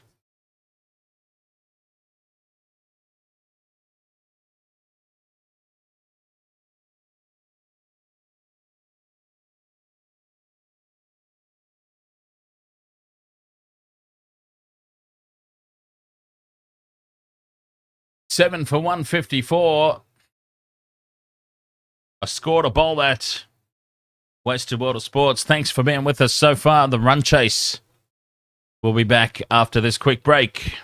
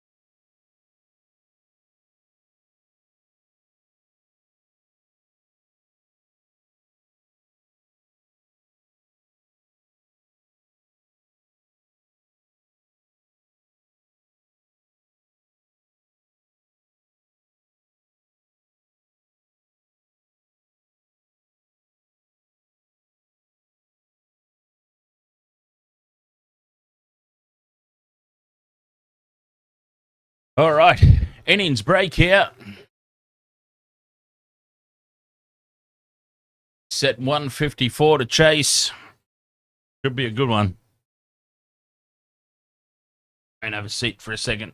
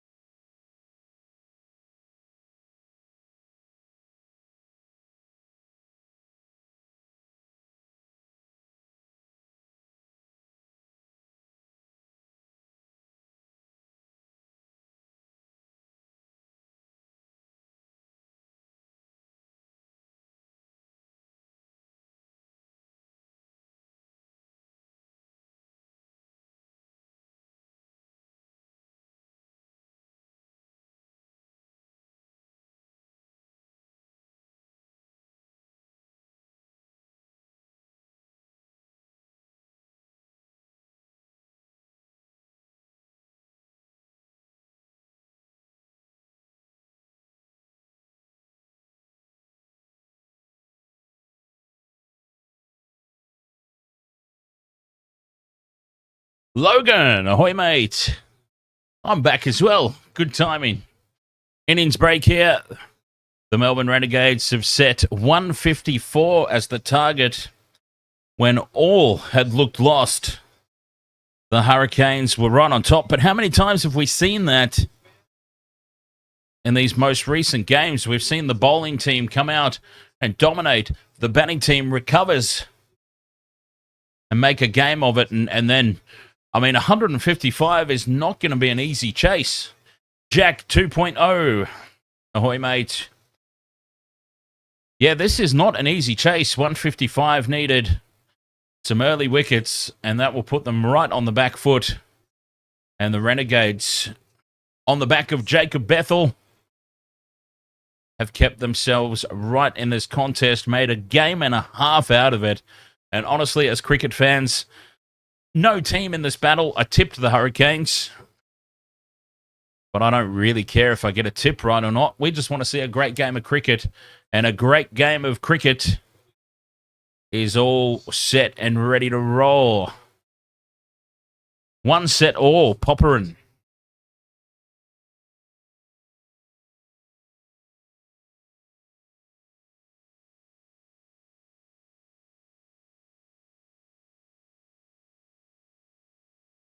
Oh, right. Hey, he's the number 25 seed as well. Didn't realise that.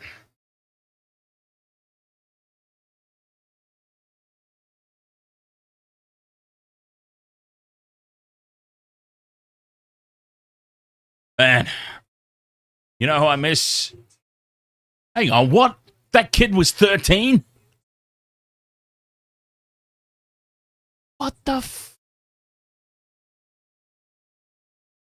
Okay, so basically, here in Queensland, at Yamanto, there was a stabbing, just a random stabbing attack. And I've just seen the news here in the innings break. Apparently, the person that did the stabbing, the kid that did the stabbing, was 13 years old. Oh, man. Honestly, what kind of messed up world do we live in where a 13-year-old is now running around stabbing random people in a supermarket? But anyway, I digress.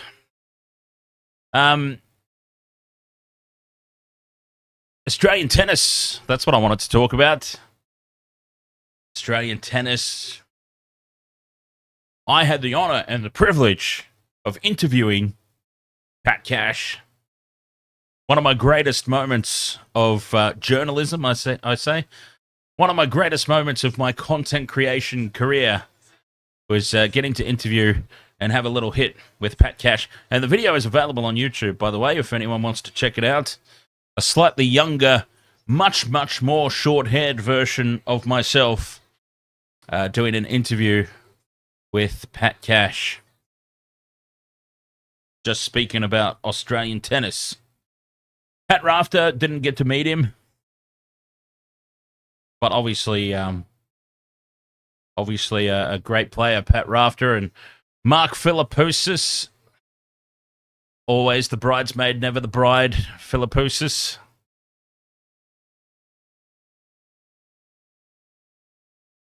At Wimbledon, anyway.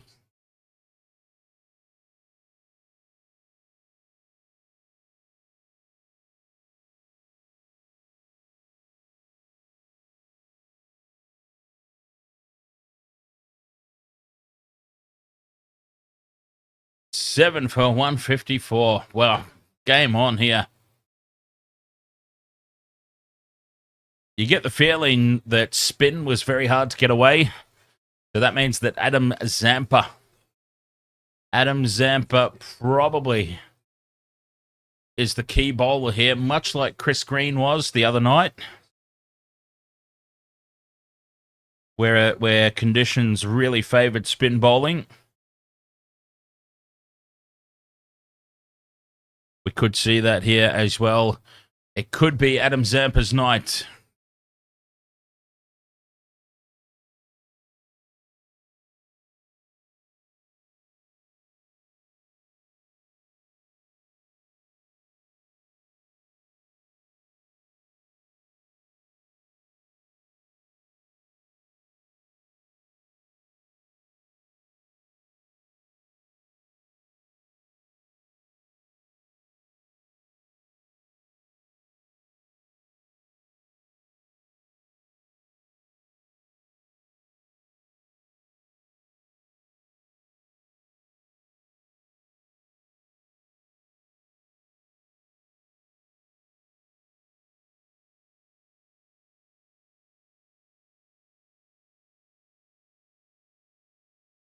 Here we go. The run chase is about to commence.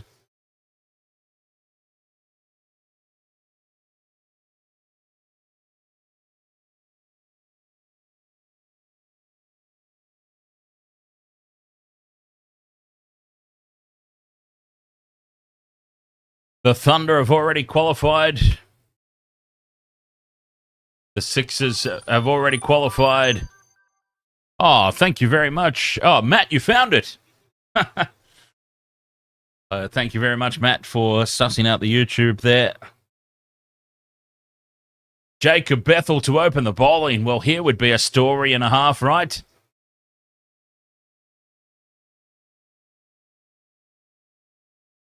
He did all the damage with the bat. Imagine he backs it up. Oh, the interview is, I actually did it for another channel. Okay, on YouTube. On YouTube, if you search for a channel called Living in Logan.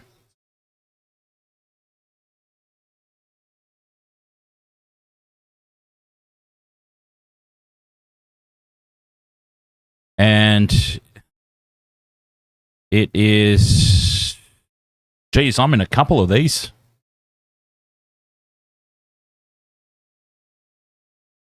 Wide down the leg side to start. And it's beaten everything, racing away to the boundary for 4 byes.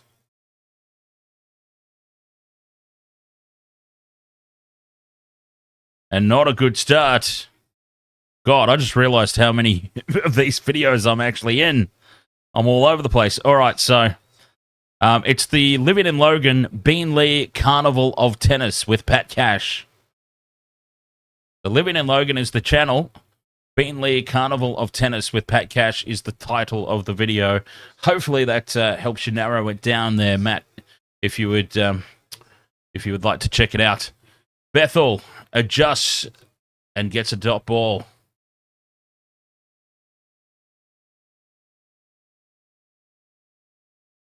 Mitch Owen turns this away to the leg side. Oh, they come back for 2. That's well run.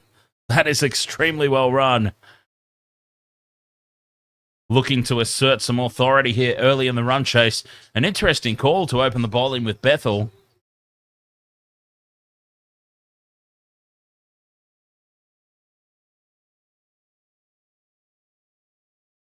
It was either going to be a master stroke or it was going to put them on the back foot. Right in the slot, and Mitch Owen sends it, and sends it big. All the way back on the hill. Just scopes this one on the leg side over mid-wicket, and it goes a long, long way. Well, this decision to open the bowling with Bethel, it was either going to be a stroke of genius or a stroke of stupidity. And it certainly looks like it's headed one particular way at the moment. None for 13. And we're only 3 deliveries in. Owen backs away, chops it through the offside for 4. Well, it could be over already. Matt asks if the Hurricanes are playing a full-strength team. Well, they lost Billy Stanlake early to injury. So Billy Stanlake played, had to leave the field because he busted his shoulder. So, I mean, that was damaging to the bowling attack. It won't matter so much for the batting. Chris Jordan's left BBL 14 now. Swing and a miss and an appeal, an ambitious appeal for LBW as this is drifting a long way down leg side. And all the momentum that the Renegades carried into the innings break has just been spanked away here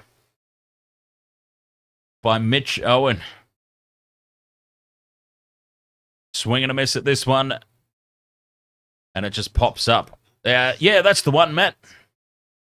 Beanley Carnival of Tennis. I'm in a few of them, actually. I went to one of those foot spas where the little fishies nibble at your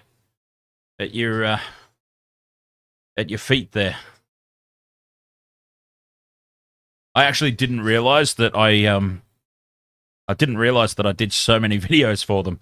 But yeah, the one I'm talking about with Pat Cash, obviously, Beanley Carnival of Tennis with Pat Cash.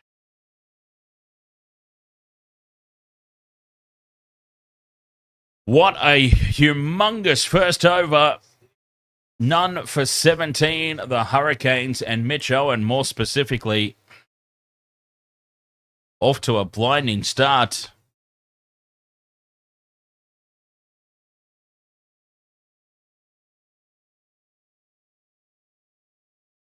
Now Rogers into the attack. Probably should have opened the bowling, to be honest. It was a gamble, but it's a gamble that's backfired at the moment. Bowling Bethel in the first over. 138 needed off 113 balls. Huge favoritism back to the Hurricanes.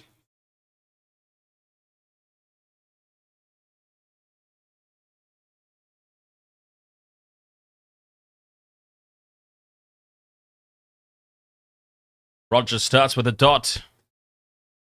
Jewel is able to turn this to the leg side for one. Get Mitch Owen on strike. Why wouldn't you? Why not, indeed?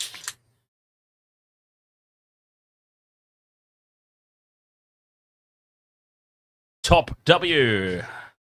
Hobart, easy win. Well, especially if Mitch Owen gets going. Chaz is mooting up. Do I do Super Coach? No, we've only done the cricket.com.au tipping contest for this season. This is our first time. This is our first time streaming BBL, so I didn't know Super Coach was a thing.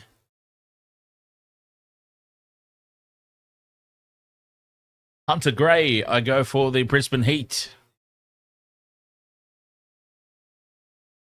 Owen, 13 off 7. It was an interesting call, right, to open the bowling with Jacob Bethel. Favourite player, Cooper Connolly, Youngblood.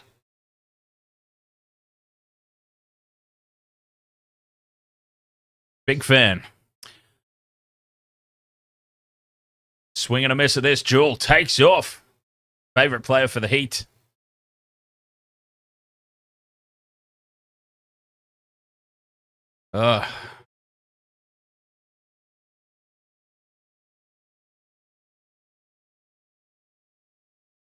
Good question.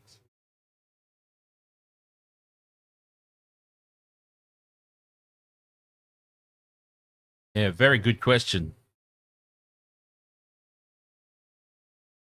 It used to be Josh Brown, but we let him go.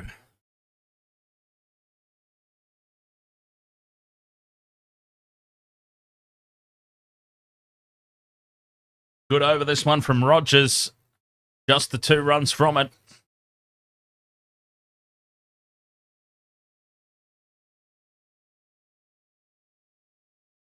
And this is recovered nicely after the early damage from that first over against Bethel. Ready for Thursday, Hobart versus Heat. Brisbane Heat playing for their season.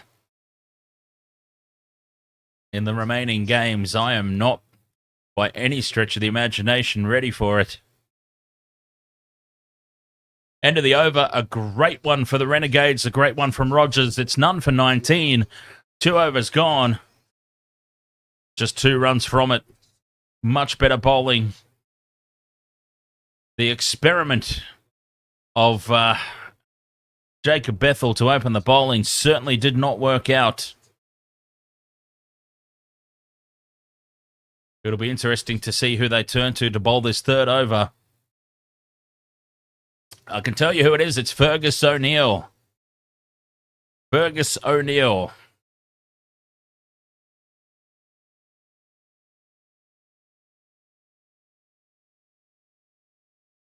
Into Owen, a slower ball to start. And a dot ball, taking the pace off. And the Hurricanes could struggle to get the ball away. 136 needed off 107.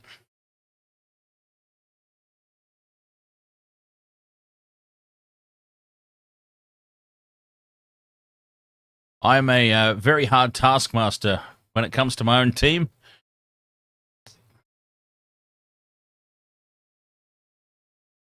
I'm not afraid to rip into my own squad, the Brisbane Heat, and tell them how terrible they're doing.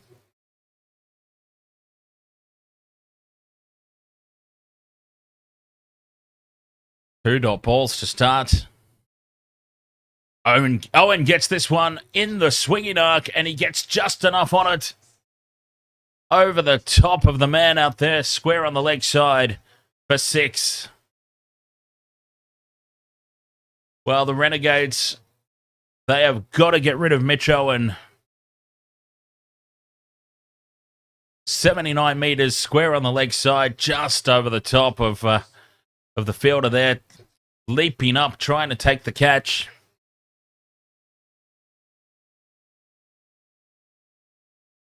And they come through for a quick single misfield, thinking about the second, but they settle for one. Geez, we've seen some misfields tonight.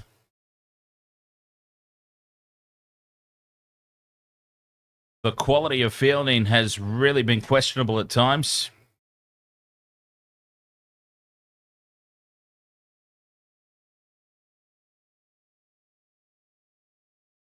Caleb Jewell on strike.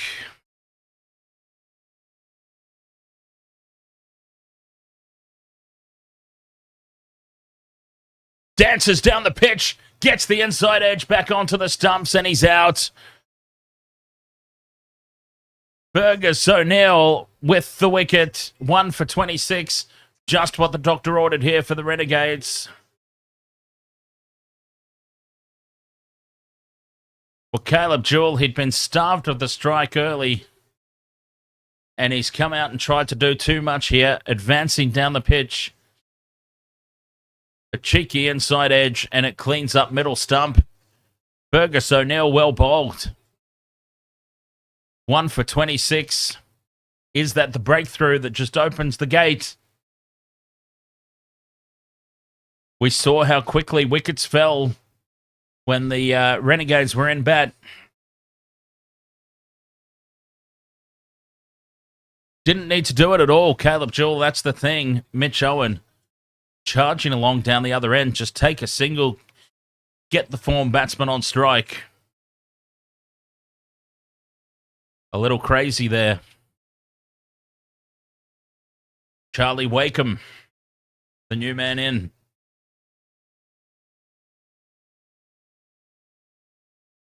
His highest score this season, 16. Well, he's going to need more than that, I suspect. But he'll just see off this last ball, fends it away. And through for a single, off the mark immediately. Another good over here for the Renegades. 8 from it, but a wicket. Mitch Owen's the key, though. 1 for 28, 3 overs gone.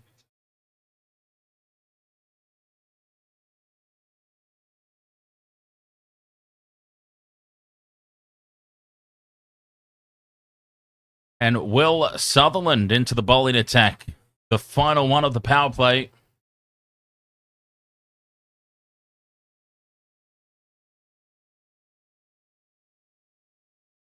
The required run rate, 7.53. We'll keep an eye on that. Noah Cooper, ahoy there, welcome along. Delicately poised, this one. Very delicately poised. Wakeham just pushes to the onside, a dot ball. Going well, thanks, Noah Cooper. Looking forward to this run chase. Obviously, the key here for the Hurricanes, make sure that it doesn't blow out too far beyond 8 and over. If it starts to creep up around 10, pressure goes back on the batting team. Wakeham scoops this to mid-off. And another dot ball. The Renegades, a really interesting call to open the bowling with Jacob Bethel, who got absolutely tonked. 17 off the first over. Everyone else around him has been bowling superbly. Sutherland starts with 2 dots. They race through for a quick single. Direct hit would be interesting. Well, the thing is, Noah, what we saw from the Hurricanes spin bowlers were very, very difficult to get away. So it looked like it was going to be a night for spin bowling, I guess, and they took a punt. They sort of took a high-risk play that was either going to get the reward of an early wicket or, at worst, I suppose, in their own mind, at worst, they can eke out an extra over, get a little bit of a freebie of sorts. But no, Mitch Owen was having none of it. Inside edge now, back past the stumps, back past the keeper for 4. Four-leg buys. Yeah, so they weren't really counting on Mitch Owen to just come out and take on the challenge, I guess. But it turned out to be a disaster. 17 runs off the first over. But the Renegades have kept themselves in it since then. None for 17 after 1 over. It's 1 for 32 after 3.4. Sutherland beats the bat again. Owen not getting to the pace of the big right-hander here. Back-to-back balls that have come off the pad.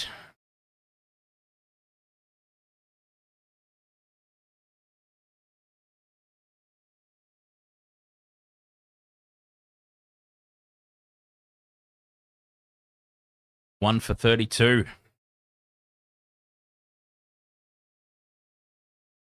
123 needed off 97 balls. Owen cuts this one away, steps back, gives himself some space. And he just places this nicely through backward point for 4. And that was a lot more impressive. 1 for 36 at the end of the power play. The Hurricanes ahead, but just ever so slightly.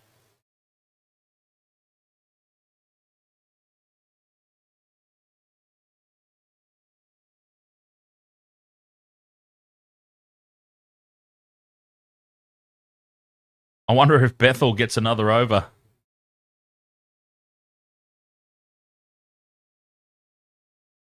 Stowe into bowl. Well, let's see how this goes. Fielding restrictions lifted. Wakeham on strike. 119 needed off 96 balls. I'd have the Hurricanes slightly on top, but a couple of wickets. We've seen how quickly a run chase can deteriorate on the back of a couple of quick wickets. Stowe into Wakeham. Happy to just punch it back down the ground. They take on the throw, and this is going to be a run out. It is a glorious throw. Bounces to the keeper right above the stumps. Whips the bails off. And this is a huge wicket now. Big breakthrough.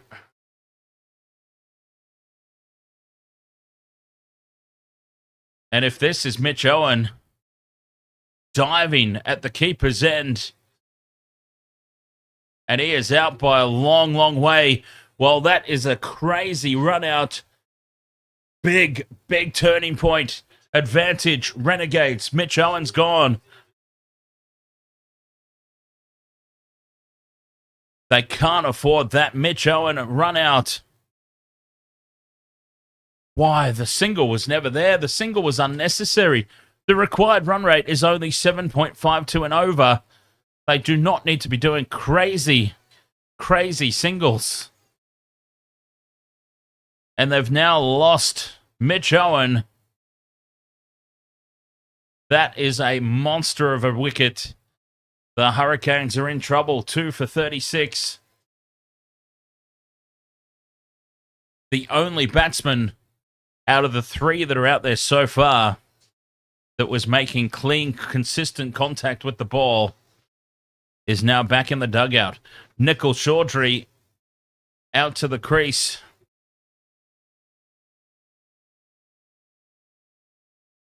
Cheers, Matt.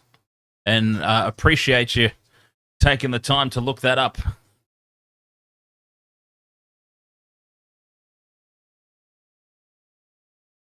Stowe floats this one up. Chaudhry turns it away. Looking fine on the offside. And they come through for a single. Oh, that was a huge wicket. Flagden's 2025. Mitch Owen run out without facing another ball is a massive, massive wicket. Big turning point in this game. Big turning point. Pressure is all on the batting side now.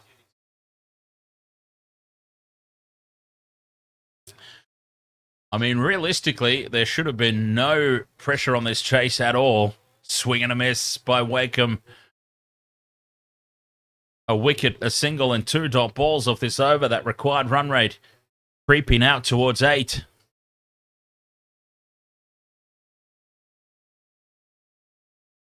Two balls left in what's been a great opening over. Wakim pulls it away into the gap. Will it find the rope? It does. It beats the diving man out at long leg.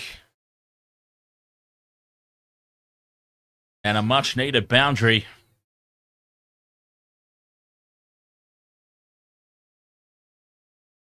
Wakeham.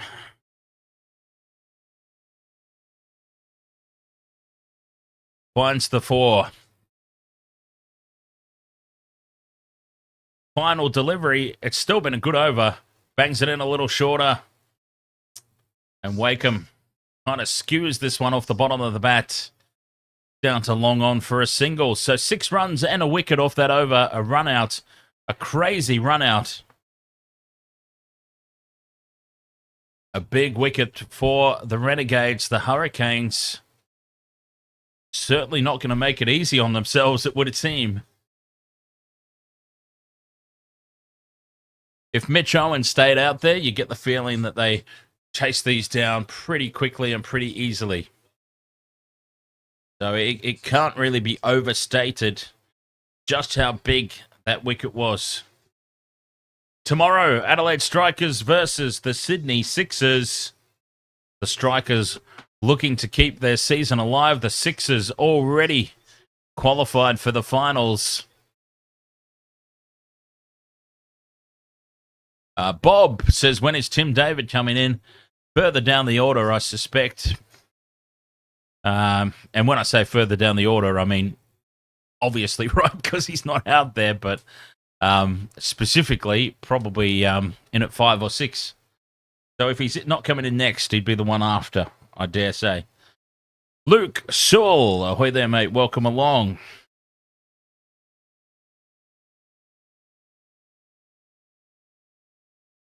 Fergus O'Neill, 1 for 8 off his first over so far. On the bounce, square of the wicket.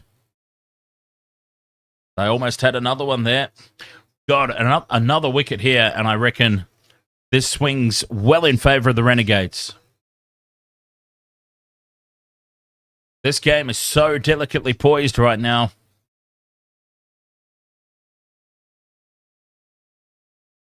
Fergus O'Neill.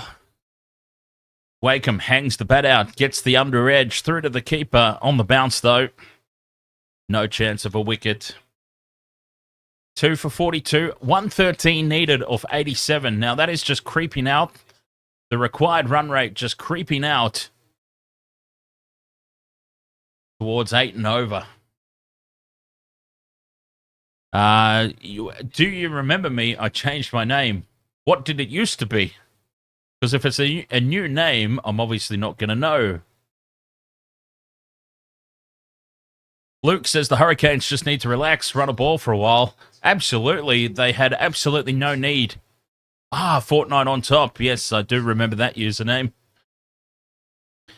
But absolutely, Luke, they haven't needed to do any of this. That quick single that Mitch Owen got run out that was never on. That single was never on. There was never a run there. That was a completely unnecessary risk. And yeah, they've really put themselves under the pump. Caleb Jewell advancing down the wicket, getting the inside edge onto the stumps. Didn't need to do that. It was an unnecessary aggression in the situation. Inside edge, Wakeham. The French cut back past the stumps. The 4 is saved, but they should come back for 3. And that steals a maiden over away from Fergus. And it's 2 for 45, 6 overs gone. All right, let's check the comments on the most recent video.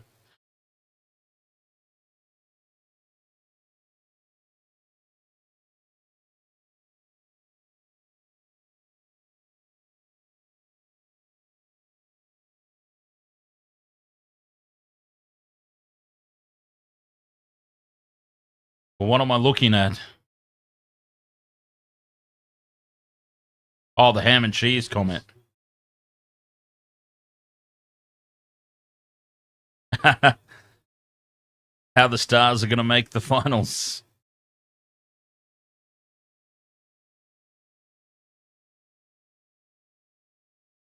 Adam Zampa into the bowling attack. Well, here we go. Zampa is either going to rip through the top and middle order or the Hurricanes will see this out and get themselves on top.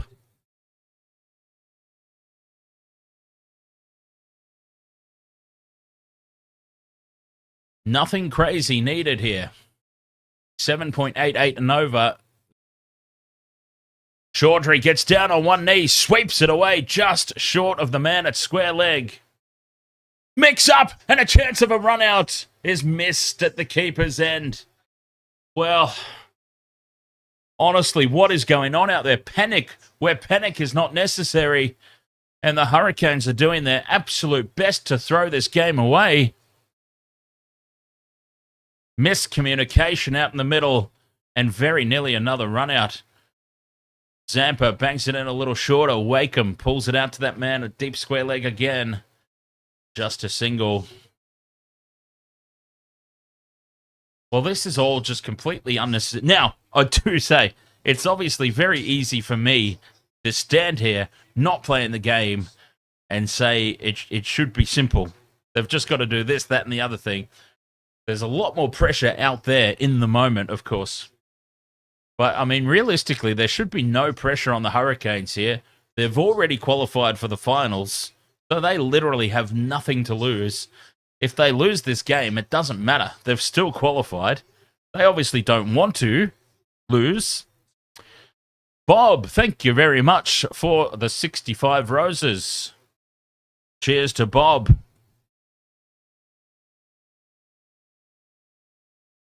So obviously they don't want to lose, but they should not really be. They are honestly acting, the Hurricanes are going about this run chase as if their season is on the line. But it's actually the Renegades whose season is on the line here. They should be the team panicking. Zampa, just 5 off the over. A good start for him and almost a wicket. Almost a catch in the deep, almost a run out. The Hurricanes, they are determined to make this very, very difficult indeed. Be right back.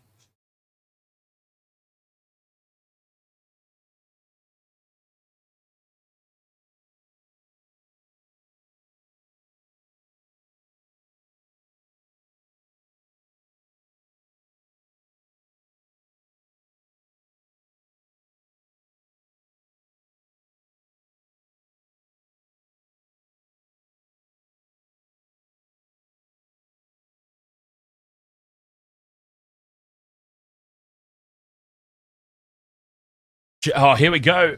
Jacob Bethel bowled the first over of the innings. They've turned to him again. None for 17 off his first over. Do the Hurricanes target Bethel once more? Wide down the leg side. Picks out the man on the fence. And he gets a wicket off the first ball. Wakeham is gone. sweeps this away to long leg, taken at chest height on the fence. Massive breakthrough. The Hurricanes are in self-destruct mode. Bethel with the wicket.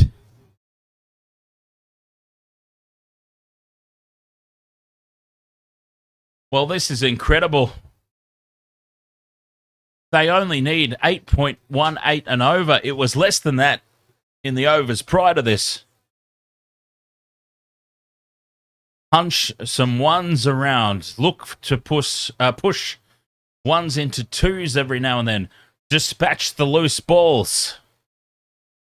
This is crazy. Absolutely crazy the way they're going about this run chase. I don't think I've ever seen anything this poor since my Brisbane Heat. Jake Doran advances up the order, so they're saving Tim David. Tim David being held back as the Hurricanes self-destruct here before our very eyes. This is absolutely incredible. Demon is serving for the match. 30-15. Match points now. Floats this one up outside off. Doran with a great start. A beautiful square drive on the offside for 4.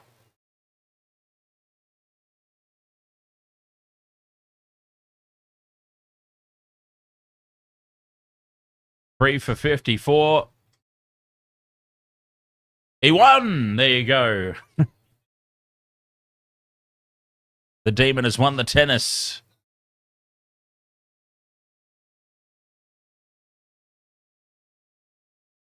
$101 runs needed now.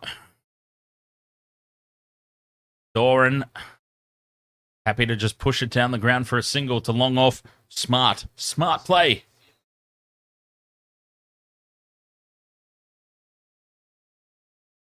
I just can't believe how poorly they've started this run chase, the Hurricanes. The panic.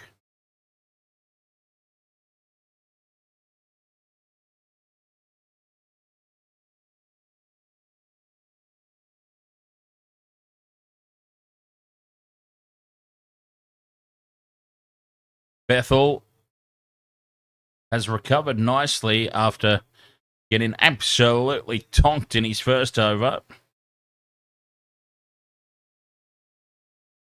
Chowdhury slashes at this outside off stump.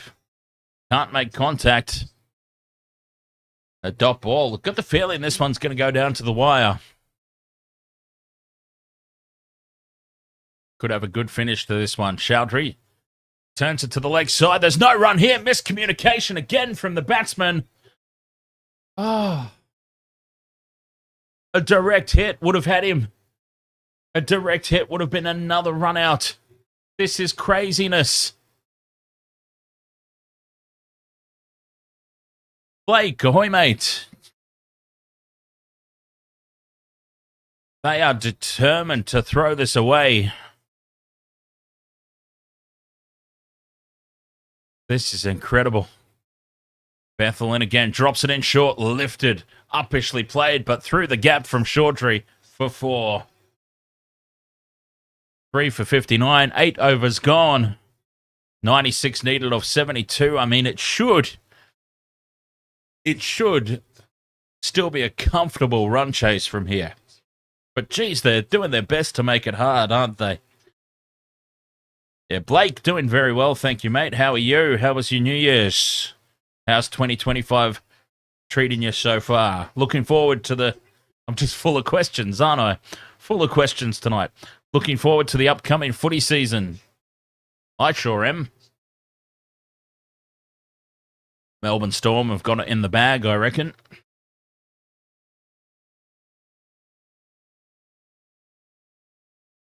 Callum Stow on debut.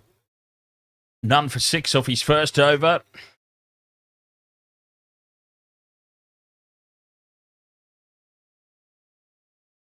Wow, that's 2 full. And it's punched away, driven down the onside for a single. Gets away with it.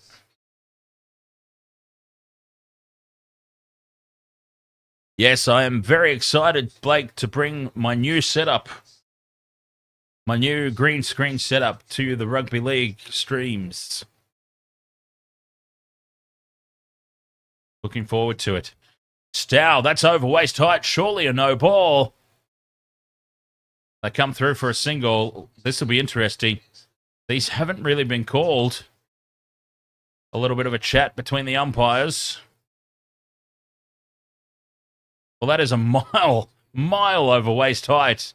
It was dipping. It was a slower ball and it was dipping and he's got away with it. Well, there is just no such thing as an above waist height no ball in BBL 14, it would seem. That's disgraceful, that one, though. Let's see, it was dipping. Nah, that's a mile over waist height. The square leg umpire's asleep again. 3-dot balls to start here.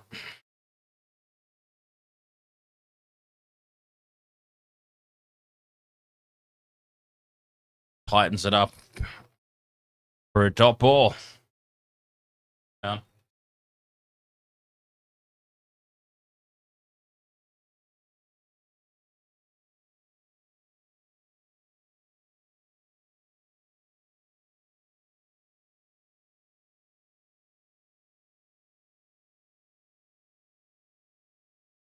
Yeah, this is incredible, the amount of those above waist height no balls that are just not getting called.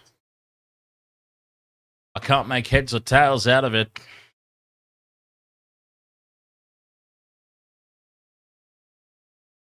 Final ball of the over. It's been a good one from Stowe. Inside edge, onto the stumps and a breakthrough. Doran's gone. Stowe gets his man. Oh, wow. Advantage Renegades are on top here. The Renegades are well on top. Let's keep an eye on the odds. Let's keep an eye on Sportsbet and watch this game swing. Look at the odds turn on their heads.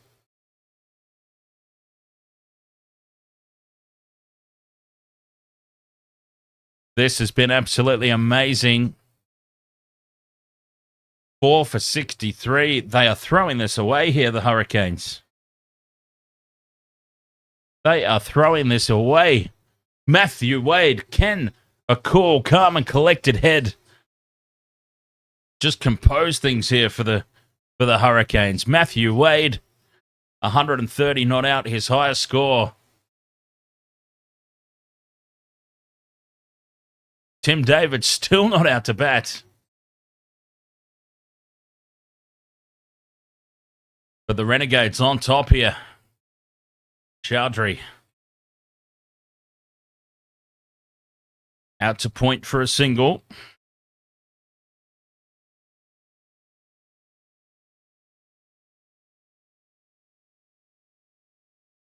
This is incredible stuff. It really is. Tim David will be in next, surely. Surely.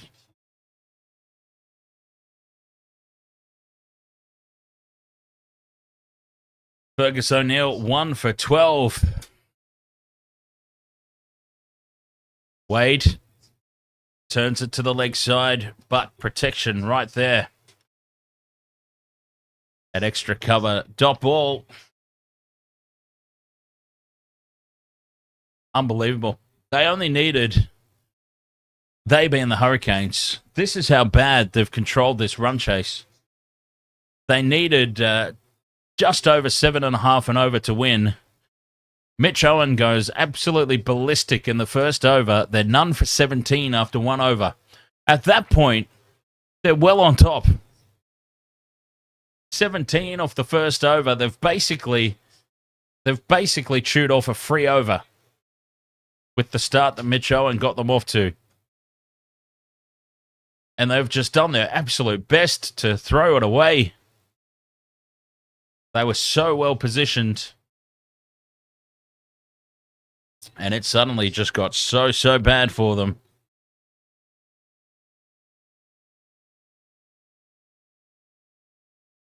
Unbelievable stuff. 4 for 65. Anyway, I mean, look, it's still 90 off 62 with 6 wickets in the shed. Should still be a relatively easy chase. But the way that they're going about things at the moment as they come through for a quick single, direct hit would have been very interesting. Yeah, this is incredible. They have made such a mess of this. A complete and total. Easy for me to stay standing here. But they have really, really made this so difficult on themselves. Matthew Wade needs to dig them out of a gigantic hole. Drives this one back to the bowler. Well fielded. 3 runs off the over. That required run rate now drifting out towards 9. 4 for 66. I reckon the Renegades are slight favourites here. Let's see what the bookie says. What does the bookmaker say now? Renegades slight favourites. $1.80. The Hurricanes at $2. There you go. This game has swung. It has done a complete 180. Turning on its head. And it is the Renegades on top. That is just so unbelievable. It really is.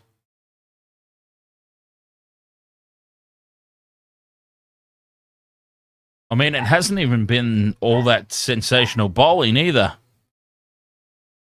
If it was a really good bowling performance, you sort of go, oh, well, they've bowled exceedingly well. It makes sense, but it's just been the Hurricanes getting themselves out.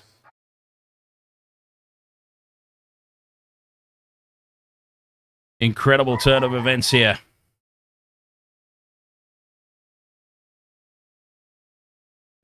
Oh, excuse me. No worries, Matt. Thanks for joining. As we watch the Hobart Hurricanes self-destruct before our very eyes. Zampa back into the attack. Tonka wants to know if the Renegades are making the finals.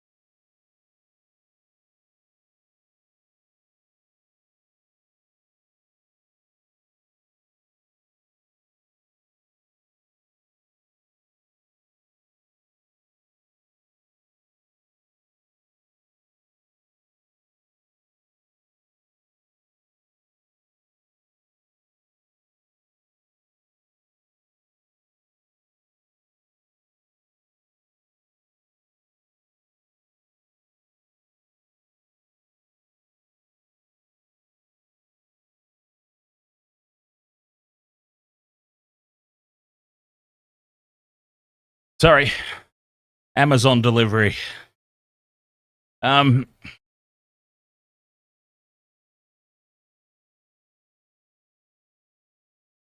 for 69. Adam Zampa starts with a 2 and a single. 86 needed or 58. I mean, it should still be a relatively simple chase here for these two. Punching down the ground for 1. They don't need to do anything ridiculous, but every time I say that, they seem to go and do something ridiculous.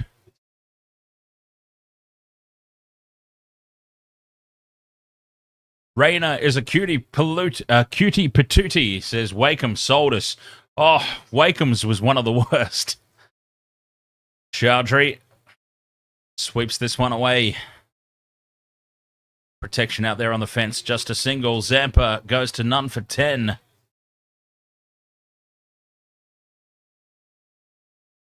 Onions, onions, ha ha ha. Max Walker is barricading himself in the commentary box. Richie is calling for security. 12th man reference, I'm gathering. Swept away by Wade, no run. Can't beat the fielder there. At backward point.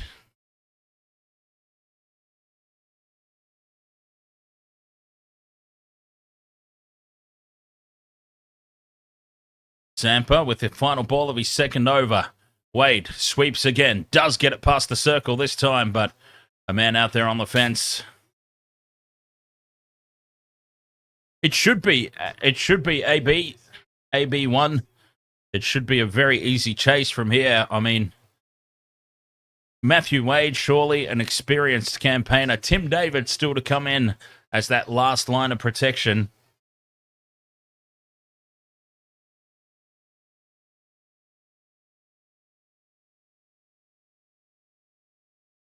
We'll have to wait and see, though. They don't have to do anything crazy.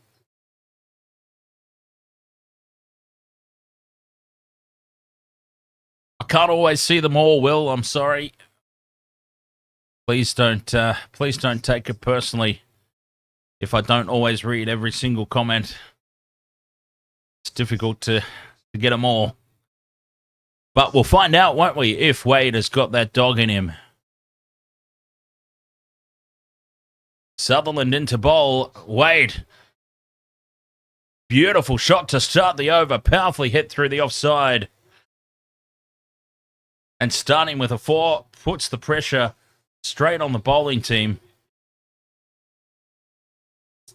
Well, is it Matthew Wade's night? Bob, ahoy there, mate. Oh, by the way, Bob, thank you very much for the 65 roses. If you didn't catch that earlier, a very big cheers to you, friend. And who plays tomorrow? The Sydney Sixers. Is it the Sixers tomorrow and the Strikers? I think it is. The Adelaide Strikers and the Sydney Sixers, I'm pretty sure.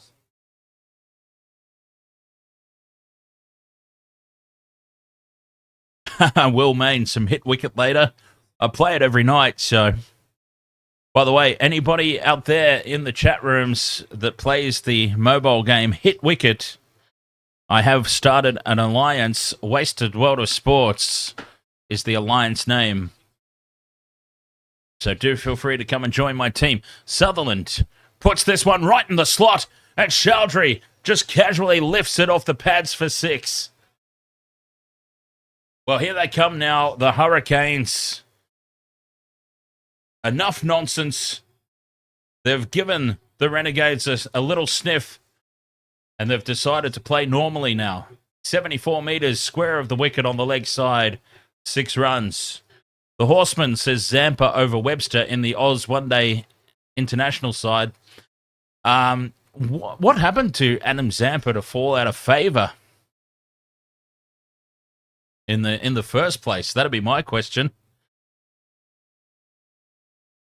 What did Adam Zampa do or not do that he doesn't even get a look in?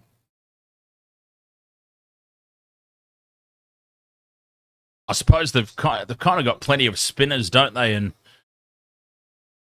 I don't know. Honestly, I don't even try and understand the Australian selectors anymore.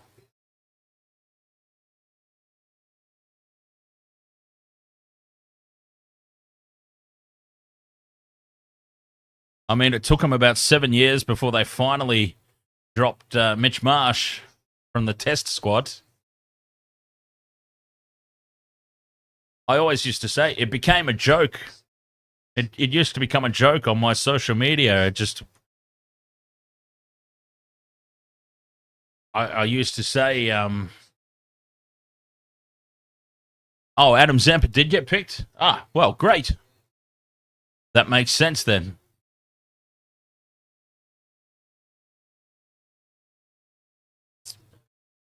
Final ball of the over here for Sutherland. Just fended away for a dot ball. 4 for 83, 72 or 48 balls. That's the requirement. Meredith deserved a chance, says AB1.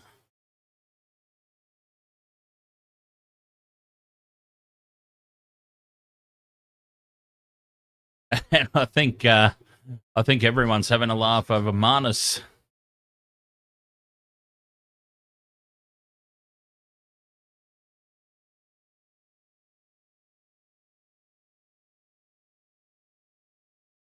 Rainer is a cutie patootie. He says BBL 14 flag winners. I would have said easily the Hobart Hurricanes, but they're scaring me a little bit tonight.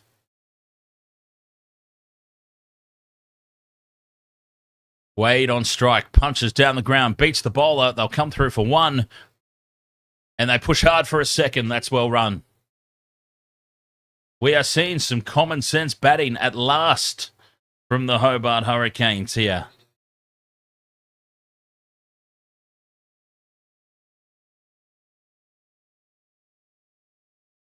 Did Sam Constas get dropped from the tests in Sri Lanka? I know he's in the squad, but whether or not they pick him to play, I have no idea. He was only really brought in to rile up the Indians, and it worked quite well. He was an X factor to shake up that home series, so don't know whether he's necessarily a long-term pick, as a direct hit nearly wipes out his own wicketkeeper.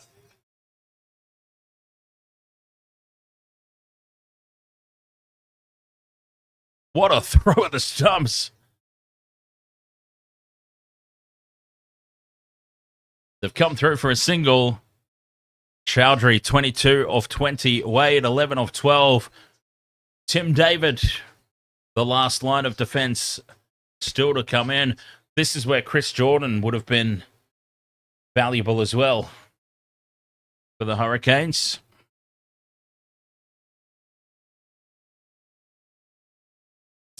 Oh, some casual running there as well from Chowdhury. And he was safely home. But still, you would like to see a little more urgency than that when running between the wickets.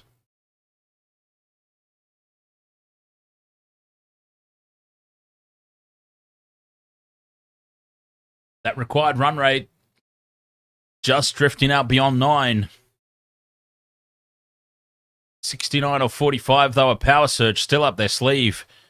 Chowdhury scoops it over the offside, and that's gone all the way. 6 over deep extra cover.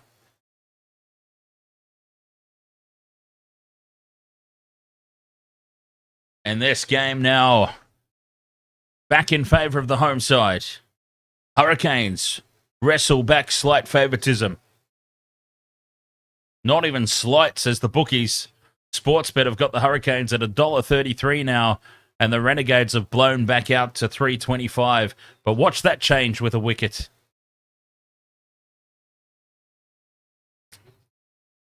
Chowdhury, 30 of 22. Wade, 11 of 12. This is the partnership. A little bit of stability has returned. Batting decently now, yes. Chowdhury cuts it away. Protection out there at deep point. Just the single to end the over. Stow is 1 for 22 of his 3 overs. The Hurricanes are 4 for 96. 12 overs gone. 60 runs more required. Or 59 now, it probably would be. I would take the power surge. I'm an advocate for taking the power surge pretty much immediately. Both batsmen are set. How many times do we see it where you're waiting over or two too long? You've got 2 set batsmen out there. Take it now. Yes! Finally, I think a team has got the power surge absolutely bang on correct. 2 set batsmen. Use it immediately. There's no point waiting another couple of overs and one of these 2 gets themselves out. And then you've got a fresh... yes, you've got Tim David coming in, but you've got a fresh batsman at the crease. Use it when you've got 2 set batsmen out there. Let's see. They'll have this game well and truly in control if things go to plan. Rogers into bowl.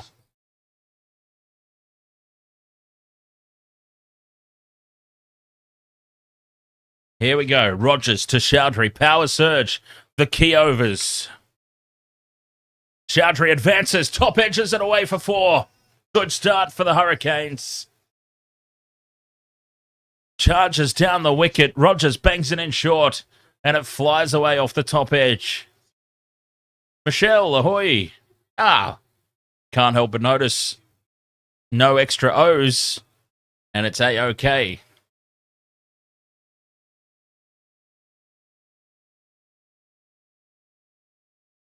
Four for 99. Chowdhury has been the key here for the Hurricanes. Slower ball, right on the money, fended back down the pitch. Beautifully bowled from Rogers.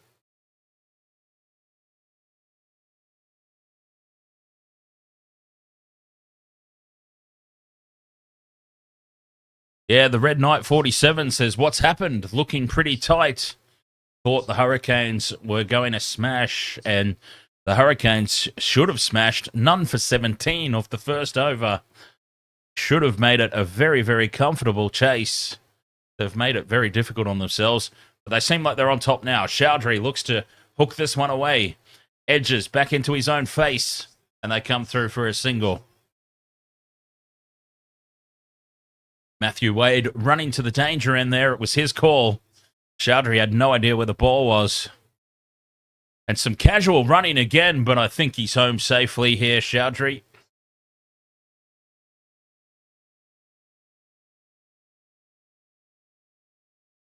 Jeez, it wasn't comfortable, but he's home. His running between the wickets has been very, very casual. And remember, they've still got the protection of Tim David coming in next. 5 runs off this over so far. 8.4, the required rate.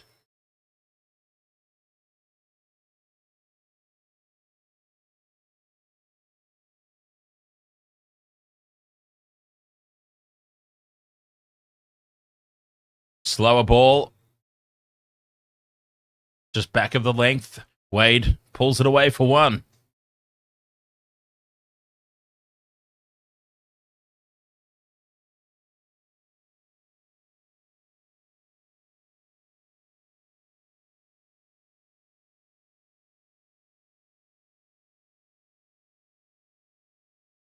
Six off this over. Not a bad one from Rogers. They need another boundary here. The Hurricanes, and that puts pressure on the batting team. Bangs it in short. Chowdhury goes for it. Gets it. Not enough on it, though. And Fraser McGurk plants himself under it and takes the catch on the rope. Well, I thought that was 6 straight off the bat. Well, that is a big, big breakthrough. Massive. Chowdhury, the pressure was on the batting team. They needed a boundary. Fraser McGurk takes a great catch. And I told you, a wicket or two and watch the odds swing back in favour of the Renegades. They had blown out to 325. Watch that come right in now. The Renegades pull in to 230. And the Hurricanes drift out to 160. Chris Jordan's a big absence. The batting just looked a little more solid with Chris Jordan there. You would have had, you possibly had Jordan in already, but let's just say Chris Jordan's coming in now, and you've still got Tim David in the dugout. Chris Jordan departing is a big loss to the batting lineup and to the bowling lineup as well. David the Surge Goliath. Tim David in the power surges. 85 runs, 25 balls. And he is on strike here for the final. But Rogers has bowled well. 6 and a wicket off the first surge over is big advantage Renegades. Drops it in short. Lifted just over the top of backward point for 4. Just. That was almost a wicket. Breathes a sigh of relief. He's not showing all that cheeky little smirk there. He knows that. I was about to say, Tim David not showing much emotion. He's got his poker face on for that one, but then he He let out that cheeky little smirk at the very end there. He knows he's got away with one. He only just lifted that over the top of the fielder. That was a big boundary, though. The Hurricanes needed it. $1.44 favourites now, the Hurricanes. Watch that turn on its head with a wicket here, though. Second over of the surge. Fergus O'Neill. Wade on strike. Lifts it off his legs. Square of the wicket for 4. Oh, it's gone all the way, I think. 6. And Fergus O'Neill is down. It's all happening out there. I love saying that. It just feels right. Fergus O'Neill, he slips on the crease. Down he goes. A half volley for Wade on the pads. He just scoops it over the top. One bounce, I think, over the rope. One bounce for 4.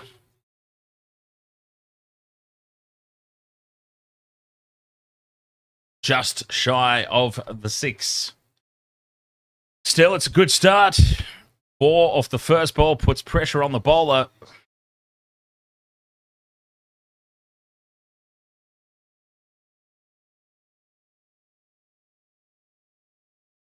Wade goes to 16 or 14. He's got to take the lead now.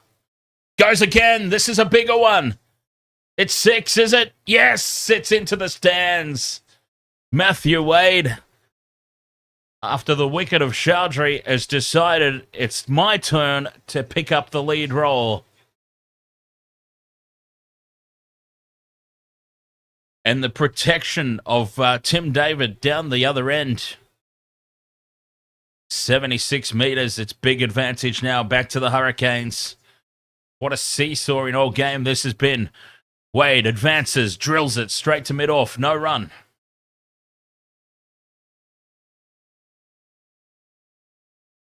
The commentator just said it's good night for the Renegades. No.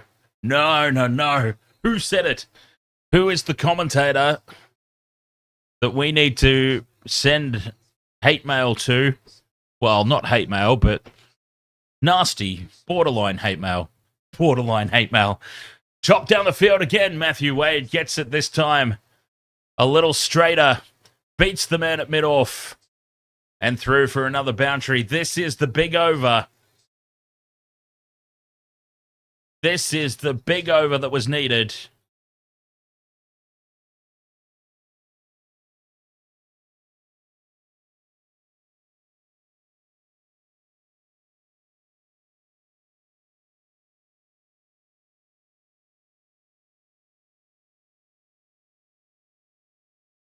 Two balls left in the surge. Wade goes again, straight down the ground for 4.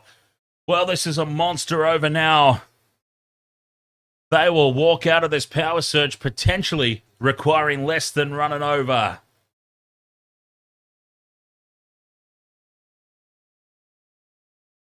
Matthew Wade. It's good night for the Renegades.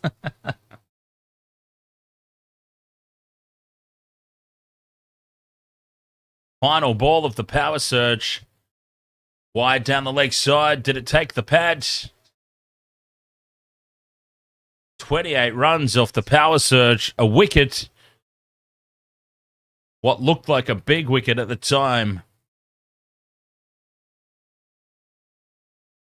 Oh, Simsy, the commentator said it's good night for the Renegades. And we all know a commentator's curse.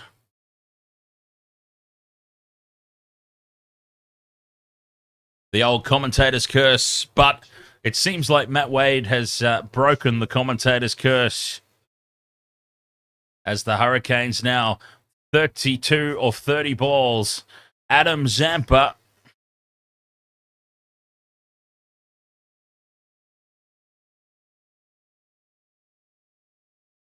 Yeah, not everybody 32 or 30. I think the Hurricanes will hang on, Rainer.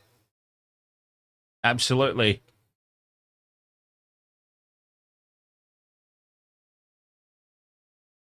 Tim David, happy to play the support role here. Cooper Chroma.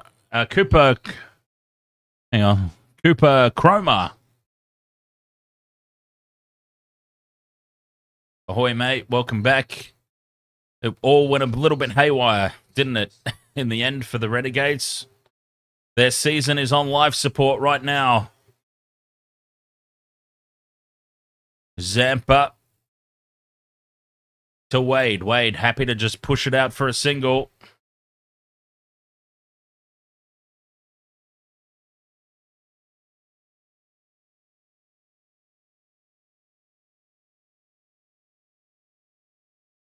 They could even just, it would be risky, but they could almost just see off Adam Zampa here.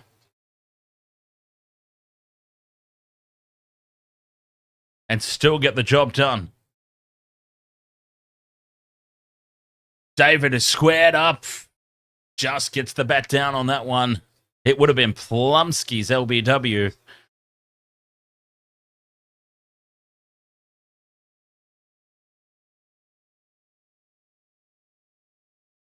Zampa with 3 balls left here.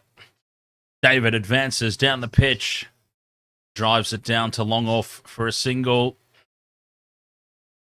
Matthew Wade, 31 of 20.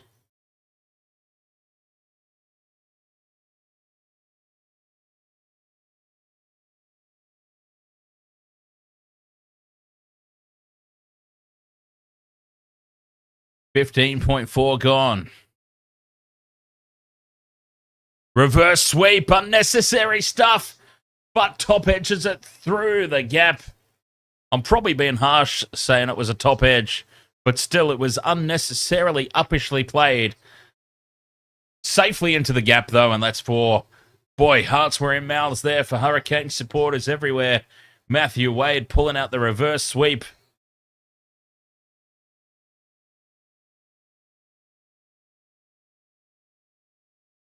$25 needed off 25 balls. Nothing crazy needed now. And Wade happy to just turn it away for a single.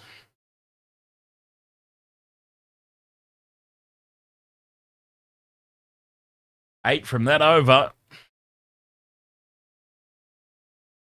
And the Hurricanes.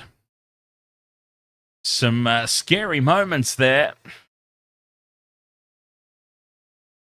But they're in the box seat. I don't want to say they've got it in the bag, but they are in the box seat. And the Renegades could be the second team now to officially be out of contention here in BBL 14. The Perth Scorchers are done and dusted. Who'd have thought, honestly, who would have thought that that we would be saying the Perth Scorchers are officially the first team out of finals contention? Crazy. Michelle, I tipped the Hurricanes. We are, of course, in double points. Wade, well, nothing stupid needed. Wade advances down the pitch. Top edges it straight up in the air. And the man at mid-off plants himself under it and takes the catch. Nothing stupid needed, but something stupid was delivered. Matthew Wade has just thrown his wicket away. Why is he not walking?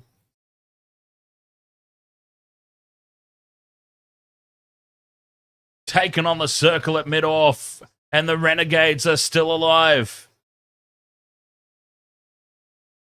The tail is exposed.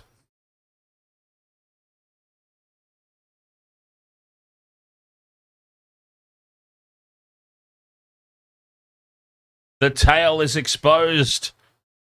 Nathan Ellis, Hatzelglue, Meredith, and Stanlake. Stanlake won't bat. Stanlake's busted his shoulder. He likely won't bat. Let's not forget that Billy Stanlake hurt his shoulder. Well, this one. So they're essentially 7 down here, the Hurricanes. That was craziness from Matthew Wade. This game is still in the balance. Nathan Ellis, 302 runs. He's just got to get Tim David on strike. That will be the name of the game for Ellis. Get Tim David on strike. Tim David has been called upon to do it all again. Bethel. Nice straight delivery. Bended back down the pitch. Oh my goodness. Isn't this just unreal? You don't need to do anything crazy at all. Matthew Wade, what have you done? Ellis turns it off the pads for one.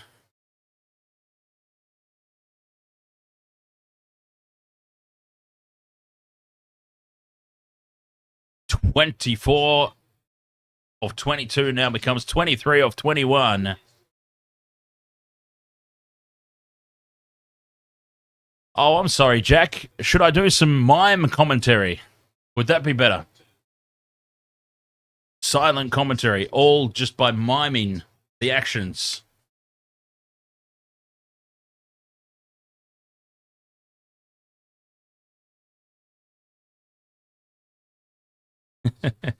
Just the one run there out to deep point. 6 for 133. A good over this one from Bethel, despite the fact that he's been absolutely tonked all game long. He has recovered well.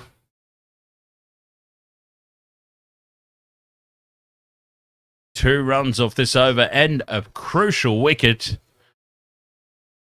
Considering that he went for 17 off his opening over, he has really turned things around here, Bethel.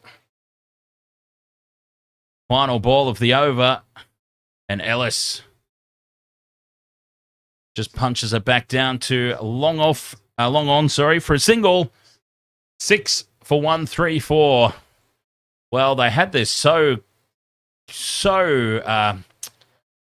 was so in control. The Hurricanes in control, didn't have to do anything stupid.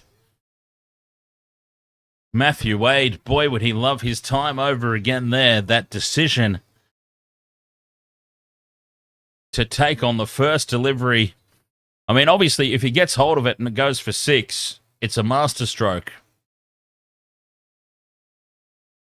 Adam Zampa to bowl his last over. 21 needed of 18 deliveries. Ellis is on strike. The tail is exposed here. Stanley likely won't bat. I can't imagine a scenario where Billy Stanley bats here, so the Hurricanes are essentially 7 down.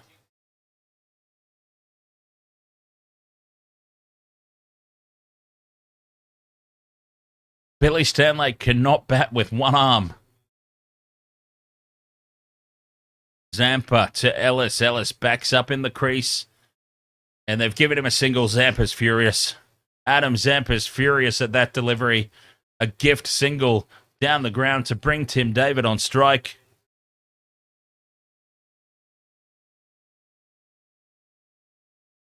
"20 off 17.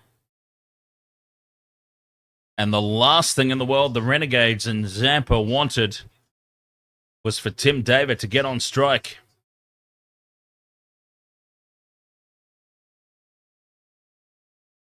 Don says Maxwell has batted without legs against Afghanistan, so you never know. Wide outside off stump. David cuts it away. Protection out there at deep point.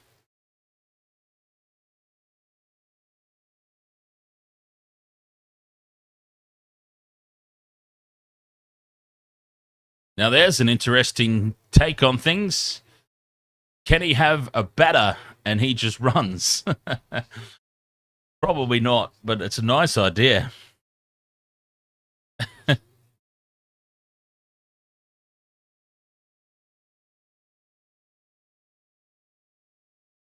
Zampa starts with 2 singles. Oh, gets this one to turn the other way. Just Ellis opens the face. And short third man runs around, cuts it off. Just a single.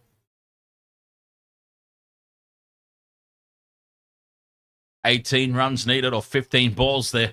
Just going to see Adam Zampa off here, I'm sure of it. Unless he really tosses up a loose ball. Drifting onto the legs. David happy to take the single.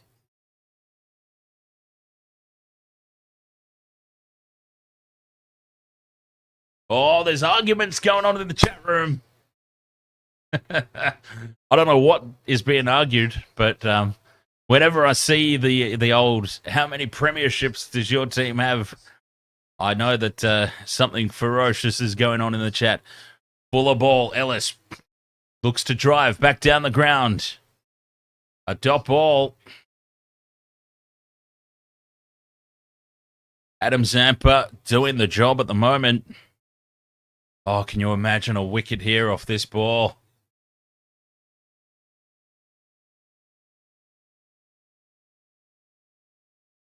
A wicket here off this ball would be massive. Goes the reverse! Ellis, what are you doing, you crazy fool? He's gone for the reverse. And he's missed everything completely, and it's a dot ball. Oh, Ellis. Craziness.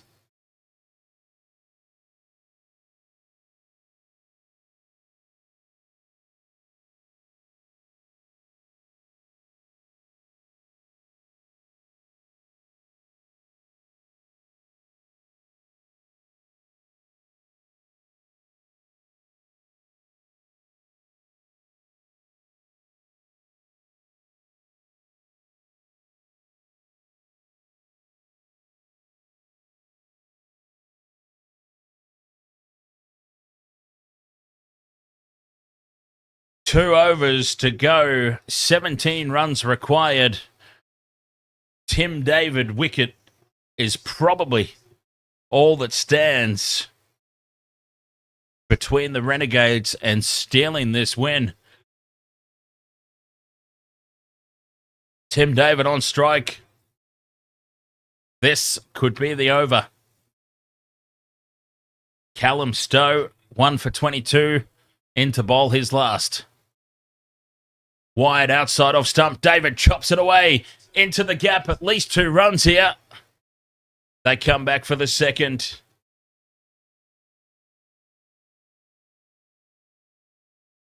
Six for 140. 15 off 11. This is going down to the wire.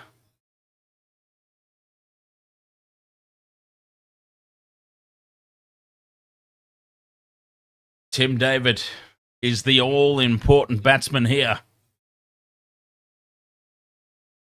Stowe floats it up. David lunges forward defensively. And it's away for a single. Ellis on strike.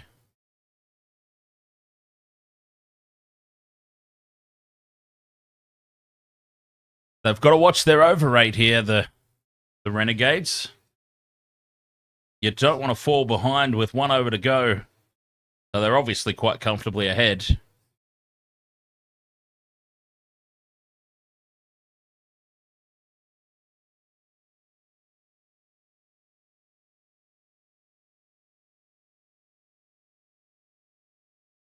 $14 runs off 10 balls. Advancing down the pitch as Ellis doesn't get to the pitch of it. Has to back out and turn it away to the offside for 1. This is good bowling.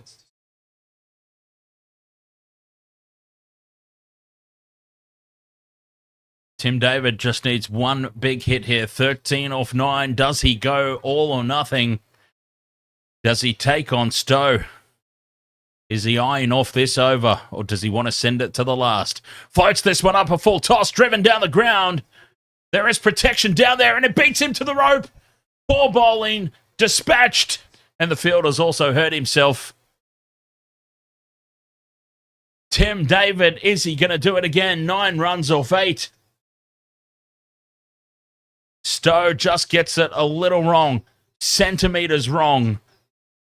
A full toss is dealt with down the ground. Big boundary. 2 balls left in this over. 9 from 8 required to win the Renegades season The scissors are open and are over the thread, ready to snip. It's one big hit away. Tim David on strike. Right in the slot. But sliced away just the single. And this is a free hit now for Ellis. Ellis has got a free hit. They will not be taking any singles here. Tim David absolutely needs strike for the last over. 8 from 7.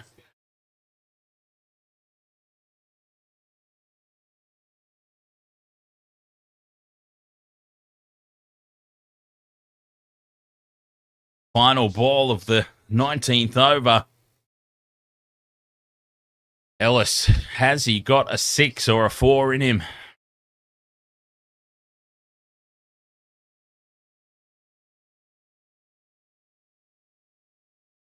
Eight runs needed off 7 balls. Stowe to Ellis. Ellis goes for it, scoops it up in the air, and it will land in front of the man at long off. And they don't take the single. 8 runs off the last over. The Melbourne Renegades. The season is on the line. The Hurricanes have already qualified. It doesn't really matter for them, I suppose. They would obviously want to win. They would love to win. But there is a lot more on the line here for the Melbourne Renegades.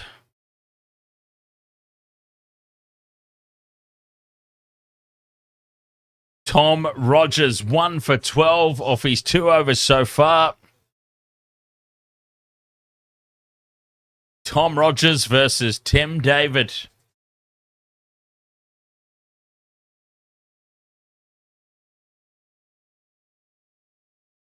Eight runs off 6 balls. What a showdown this is.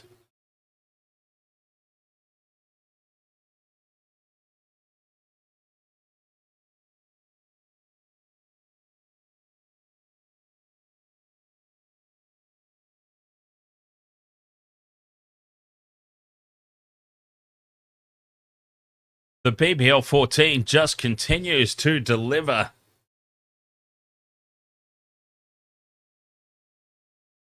Eight from 6. Rogers. He's bowled so well so far. Full toss. Pushed away for no run. Picks out the man at cover. A dot ball to start.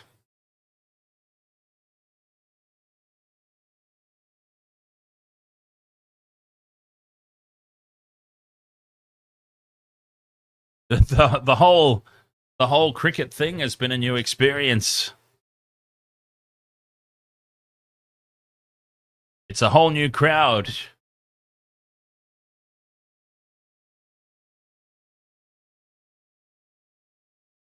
Rogers to David. David just needs one big hit. Wide down the leg side.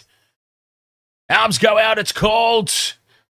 Well, David, he stepped across to the offside. The umpire surely would have taken that into account. 7 or 5.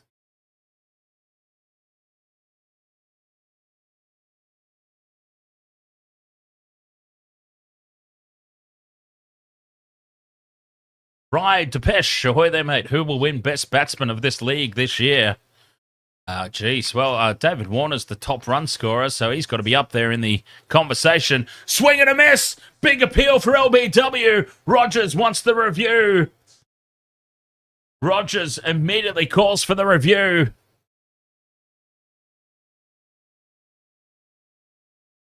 Tim David, has he got an inside edge on this? The Renegades, their season still alive.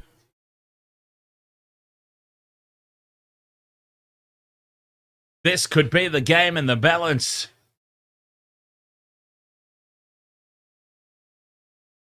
David steps across to the offside again to give himself room. It's pitched outside the line. It's hit more. Impact maybe just outside the line. David has stepped a long way across to the offside. There's no edge. The impact will be umpire's call, perhaps. Here we go. This is a big, big moment of BBL 14. Is impact umpire's call. Impact is pitching outside the line. Impact umpire's call, I reckon. This is a huge, huge moment. The Renegades season. Here we go. Pitch is outside the line. Impact is outside. And it is not out. The review is lost, and there is still hope for the Hurricanes. Tim David survives. And a big smirk from the umpire. He's like, ha, I knew it. 7 needed or 4 balls. A dot, a wide, a dot to start. Tom Rogers bowling so well. Tim David, 17 on 13. He's done it so many times. Can he manufacture something here? He can! Scoops it off the pads for 6! Scoops it off the pads for 6. Over square leg. The Hurricanes have won. Well, not yet. They still need 1 run off 3 balls, but the Hurricanes can't lose. It can go to a, what's it called? Bloody super over. Tim David has come through clutch again. How many times is this man going to step up? 1 run needed still, though, of 3 balls, and I think he's going to have words here with Ellis down the non-strikers end and just say, look, mate, let's just run for anything here. I'll make contact with it. Let's just run. Be ready to run.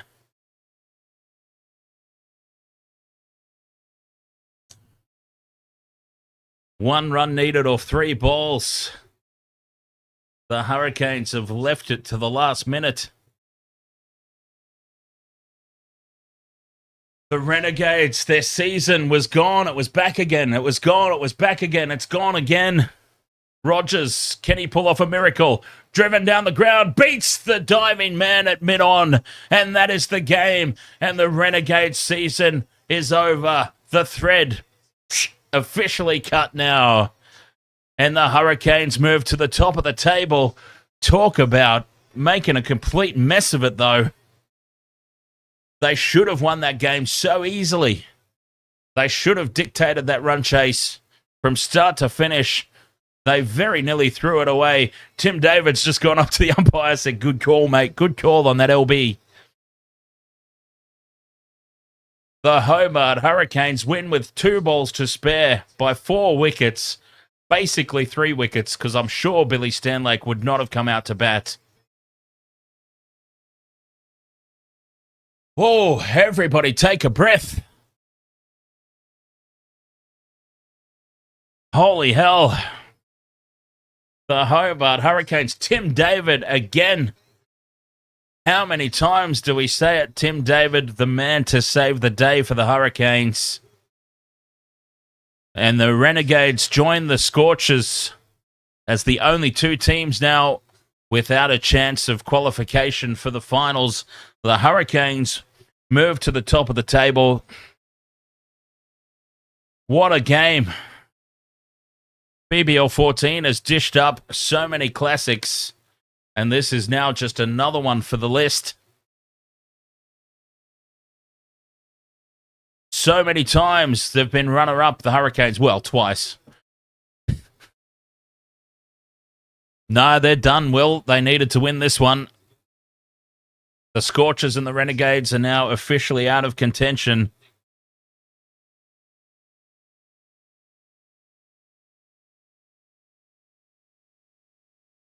Unbelievable. Oh, they did so well to fight back so many times throughout the course of that. Bethel, what a performance. Unfortunately, it comes up short. Tim David, the man again.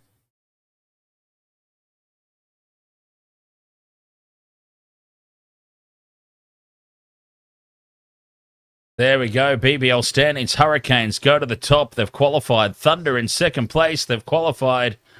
The Sixers in third. They've qualified. It's the Stars in fourth. But the Heat Strikers have a game in hand. The Strikers play the Sixers tomorrow, and that will be the Striker season probably on the line.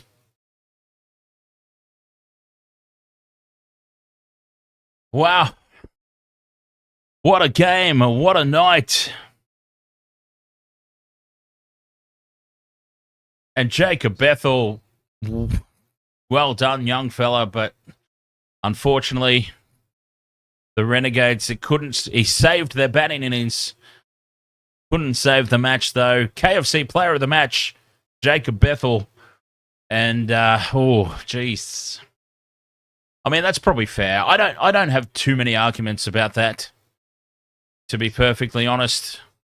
He single-handedly saved the Renegades' batting innings and made a game of it. This game would not have been the spectacle that it was were it not for Jacob Bethel's batting performance. So I actually don't have too much of a problem with that. Man of the match in a losing effort. If he doesn't do what he did, then we don't even get that run chase. So that's a fair enough call, I think. I won't argue with it. All right, Wasted Water Sports. I won't do too much of a post game for this one because I've got some work to do. So I have to jump off and take care of that work. But we'll be back tomorrow. The Adelaide Strikers, their season is potentially on the line when they take on the Sydney Sixers. So we'll see you tomorrow for that one. Kai Matheson says the Stars are playing on your birthday. Awesome. I mean, awesome if you're a Stars supporter, I suppose. Oh, boy. What a game. What a game. Thank you very much again, Bob. 65 roses. That is, hands down, the most that we've ever received here on our time in TikTok. So cheers to you for that, mate. Very much appreciated. Wasted Water Sports, live on YouTube, live on TikTok, live on Twitch, live on Facebook. Your source for alternative sports commentary. With plenty of stuff coming up in 2025 after the BBL. We've got the Six Nations coming up. The NRL season starts again soon. There's a Lions tour, Super Rugby, Rugby Championship.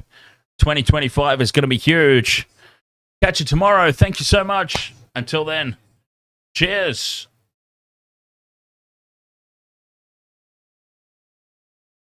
Oh yeah, wastedsports.com.au is the website. I need to get off my ass and still start doing something with that website again. But I thought I'd announce it. Wastedsports.com.au. I'll get that updated again soon and start that kicking off in 2025. Thank you so much. Why did I open another drink? Well, I suppose I am thirsty. Thank you so much, everyone. Catch you tomorrow. Cheers.